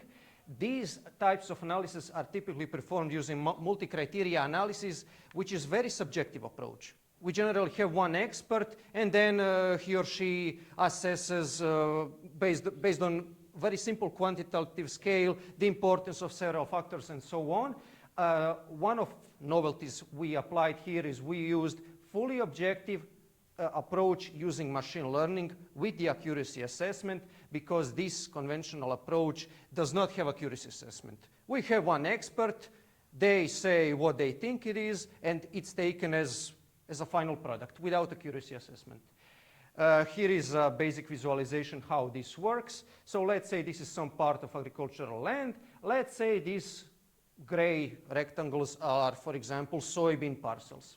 If we determine this area, how much is it naturally suitable for soybean cultivation according to climate, according to soil parameters, and according to topography, we can do regionalization of agricultural production. Here, maybe our payment agency for agriculture could subsidize more cultivation of soybeans on these areas, and these areas are most likely more suitable for other crops, let's say maize or wheat or something like this. So cultivation of these other crops should be subsidized more on these areas. We use continental biogeoregion for these types of analysis because it's the most important region in Croatia in terms of arable crop production. And we use a 7-year period, which is mandatory in agriculture, at least 4 or 5 years. We used 7 because we had the availability of ground truth soybean parcels data, and we had biophysical variables of PROBA 5 or Sentinel-3 from the Copernicus Global Land Service, and we used a soybean vegetative period which ranged from April to October. Briefly regarding work packages, of course we questioned on the user requirements, creative system requirements, and so on. We created training and test data on existing parcels in this 7-year period. Then we calculated suitability on these existing land parcels for each year specifically. We modeled, as I previously mentioned, these environmental data, and based on this data, we used machine learning to make a prediction on the entire agricultural land. To do this, we created 3 systems. The first one is regarding the creation of training and test data and quality control. The second one is regarding creation of environmental data. Here we used many climate data. We made quality control according to our Croatian meteorological and hydrological surveys data. We used 10 different soil parameters at varying soil depths, and we used raw reflectance from Sentinel-2 as well as elevation from Copernicus digital elevation model. Finally, we used machine learning and accuracy assessment to produce these types of maps, and the final result is like this. So this is a little bit counterintuitive. As we all know, this region in particular where we come from, Slavonia and Baranja, is typically most well known for agricultural production of arable crops. However, these results on the most of this part say permanently not suitable, the lowest possible class. Why is that so? There are, of course, here in Baranja region, the best possible suitability class. However, this region is generally not well suitable for soybean. Don't say this to our agriculturalists, because they are sowing what their grandfather was sowing and they don't really care about. They get subsidies regardless of crop yield they achieved. And however, the time will come in the European Union will make us do something that's sustainable, that's according to healthy logic. And what is very interesting that in this western part of Croatia, which is not very well known for cultivating arable crops such as soybean, we get a lot of highly suitable land. There is climate change, there are old agronomic practices and so on, and I believe that land suitability analysis like this will be more and more predominant in the future. And this is according to the proximity of forests and semi-natural areas, just to show how much agricultural land and forest land actually dominates the study area that we used. Of course, there were some areas of improvement, more specifically to improve spatial resolution up to 30 meters, use slightly more reliable climate data, and reduce spectral mixing, which we applied on this current PEX call. The second part is very similar, land suitability analysis, but not for growing crops, but for establishing biogas plants, not actual plants, but facilities for producing biogas. What is the issue here? We need to meet the energy demands of Croatian electrical systems. It's not very reliable. We have JANAF, but there is also Russian-Ukrainian war. We saw how fragile it is. We have an issue in Iran now, so our energy needs are not reliably fulfilled. I did not say this, but this was according to official energy development strategy of Croatia until 2030 with a perspective to 2050. Also, another official document in Croatia said we have to improve sustainable biomass production and circular economy. What is very interesting here, another official document, as you see here, said in 2022, which are last official data, we had installed capacity of 53 megawatts.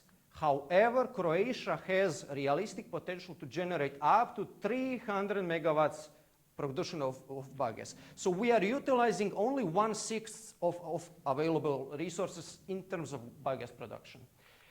So our aim was to develop a co-digestion biogas plant suitability prediction software. What do these words mean? Especially co-digestion, that means that we use plant residues and we use animal manure to produce biogas. And how do we consider suitability in this context? We need to transport plant residues and to transport animal manure into biogas plant locations, and we aim to minimize transport costs using our software to produce higher profitability, better chances for survival of these biogas plants. And the three novelties that we utilized, we used multi-peak peak vegetation potential prediction using machine learning. We tackled soil heavy metal content mapping, which is in terms of predictive mapping, very hard, let's say very hard procedure to do. And as I previously mentioned, conventional approach using GIS-based multi-criteria analysis does not have objective accuracy assessment. We have to believe the experts. We here included an independent analysis to try to objectively assess how accurate our results are. Again, continental biogeoregion. Maybe we are, we come from this eastern part. However, there are, in the previous project and in this project, there are objective reasons why we use continental biogeoregions. What do you think? Among 34 biogas plants in the entire Croatia, how much of them is the continental biogeoregion? Yeah, all of them. So it's justified. It's no hate towards Alpine biogeoregion and Mediterranean biogeoregion. Here we used a 5-year period due to the availability of ground truth biogas plants, and this is basically a minimum regarding crop rotation systems. Often in the scientific context, they put agriculture and forestry together. However, you have the same forest, the same type of tree in the same location for 100 years or more. In agriculture, you should not sow the same crop 2 years in a row on the same parcel. So to consider the entire crop rotation system, we use at least 5 years in all our analysis. Here we also use user requirement baseline, environmental criteria slightly more upgraded and more adjusted than the previous project. We used machine learning to predict peak NDVI, vegetation potential, as it's needed for co-digestion, and soil heavy metals, because current regulations have maximum allowed arsenic, cadmium, and lead soil contents at areas on which biogas plants will be facilitated. Then we use multi-criteria analysis, and at the end, to make this more accessible to people that are not very into geospatial data, we created a web map, as I will show in the end. Here we had 5 systems. The first one regarding ground truth data for vegetation. Here are environmental covariates. Here we especially included Sentinel-1, as well as the other areas I previously mentioned. Soil heavy metals content prediction based on machine learning, peak NDVI based on machine learning for each of these 5 years separately. There are specific other types of criteria, as I will show in the next slide. And finally, web mapping system. These are the criteria which we use to assess how suitable is land for biogas production. We had, as I previously mentioned, crop suitability potential, soil heavy metals, but also we had many proximity-based criteria. Proximity to compost sites, food factories, and landfills, the input in the co-digestion of biogas plants, because harvest residues are only one of the options that we could use. Proximity to cattle, pig, and poultry farms, because we need animal manure, and proximity to major roads, as minimizing transport cost was one of our key motivations to do this. So how did we use it? These are soil sampling data for heavy metals, and this is from another previous project. And when we sample a soil from this point, we take it to the laboratory and we can calculate exactly how much soil heavy metal is on that point. However, what about this area? What about this area?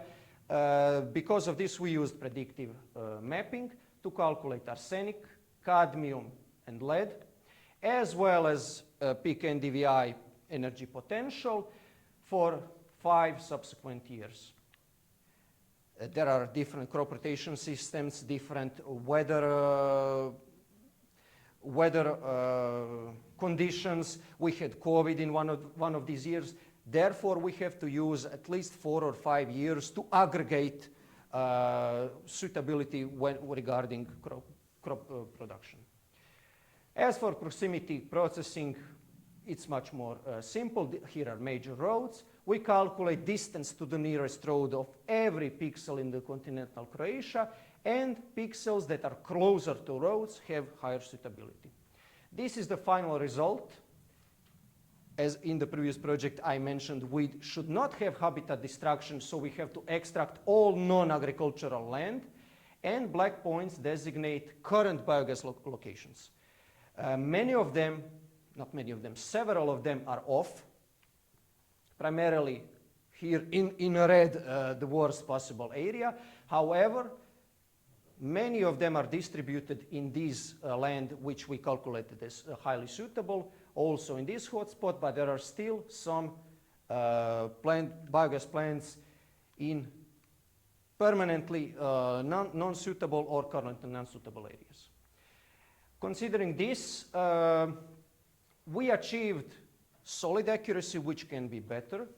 We intend to do this using updated ground truth biogas locations, maybe adding electrical network grid as an additional criteria, and to improve soil heavy metal content prediction, because the accuracy is not ideal, but this is something you can realistically get for these types of predictions. And there is a potential of providing dynamic suitability calculation in which you can turn off specific criteria, add another, to play with the results to see what you can get. So thank you for your attention. That's it from me.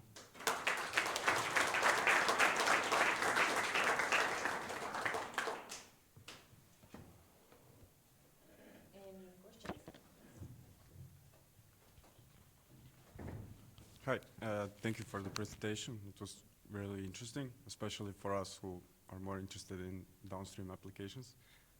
In the first example, how do you explain the this discrepancy in the in Slavonia, that it's regarding based on your results, it's not suitable for soybean production.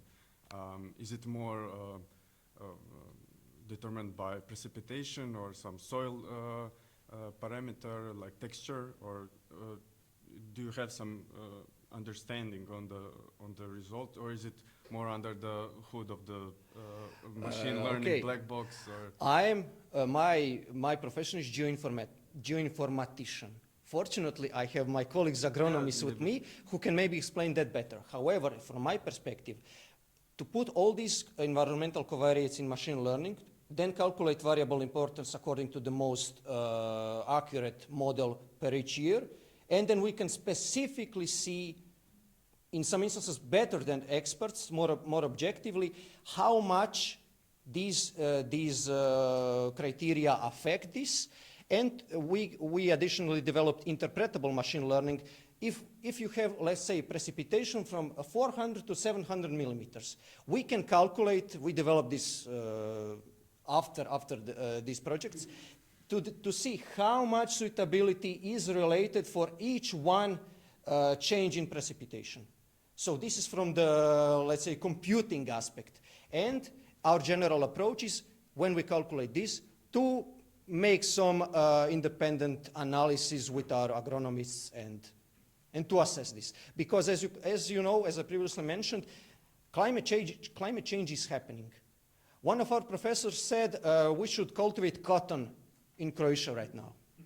This is a bit extreme, but even the conventional agricultural knowledge may be obsolete. And then these machine learning tools can help in understanding how much did the climate change affect these agroecological parameters and what is true, what is not. Okay. Thank you. That's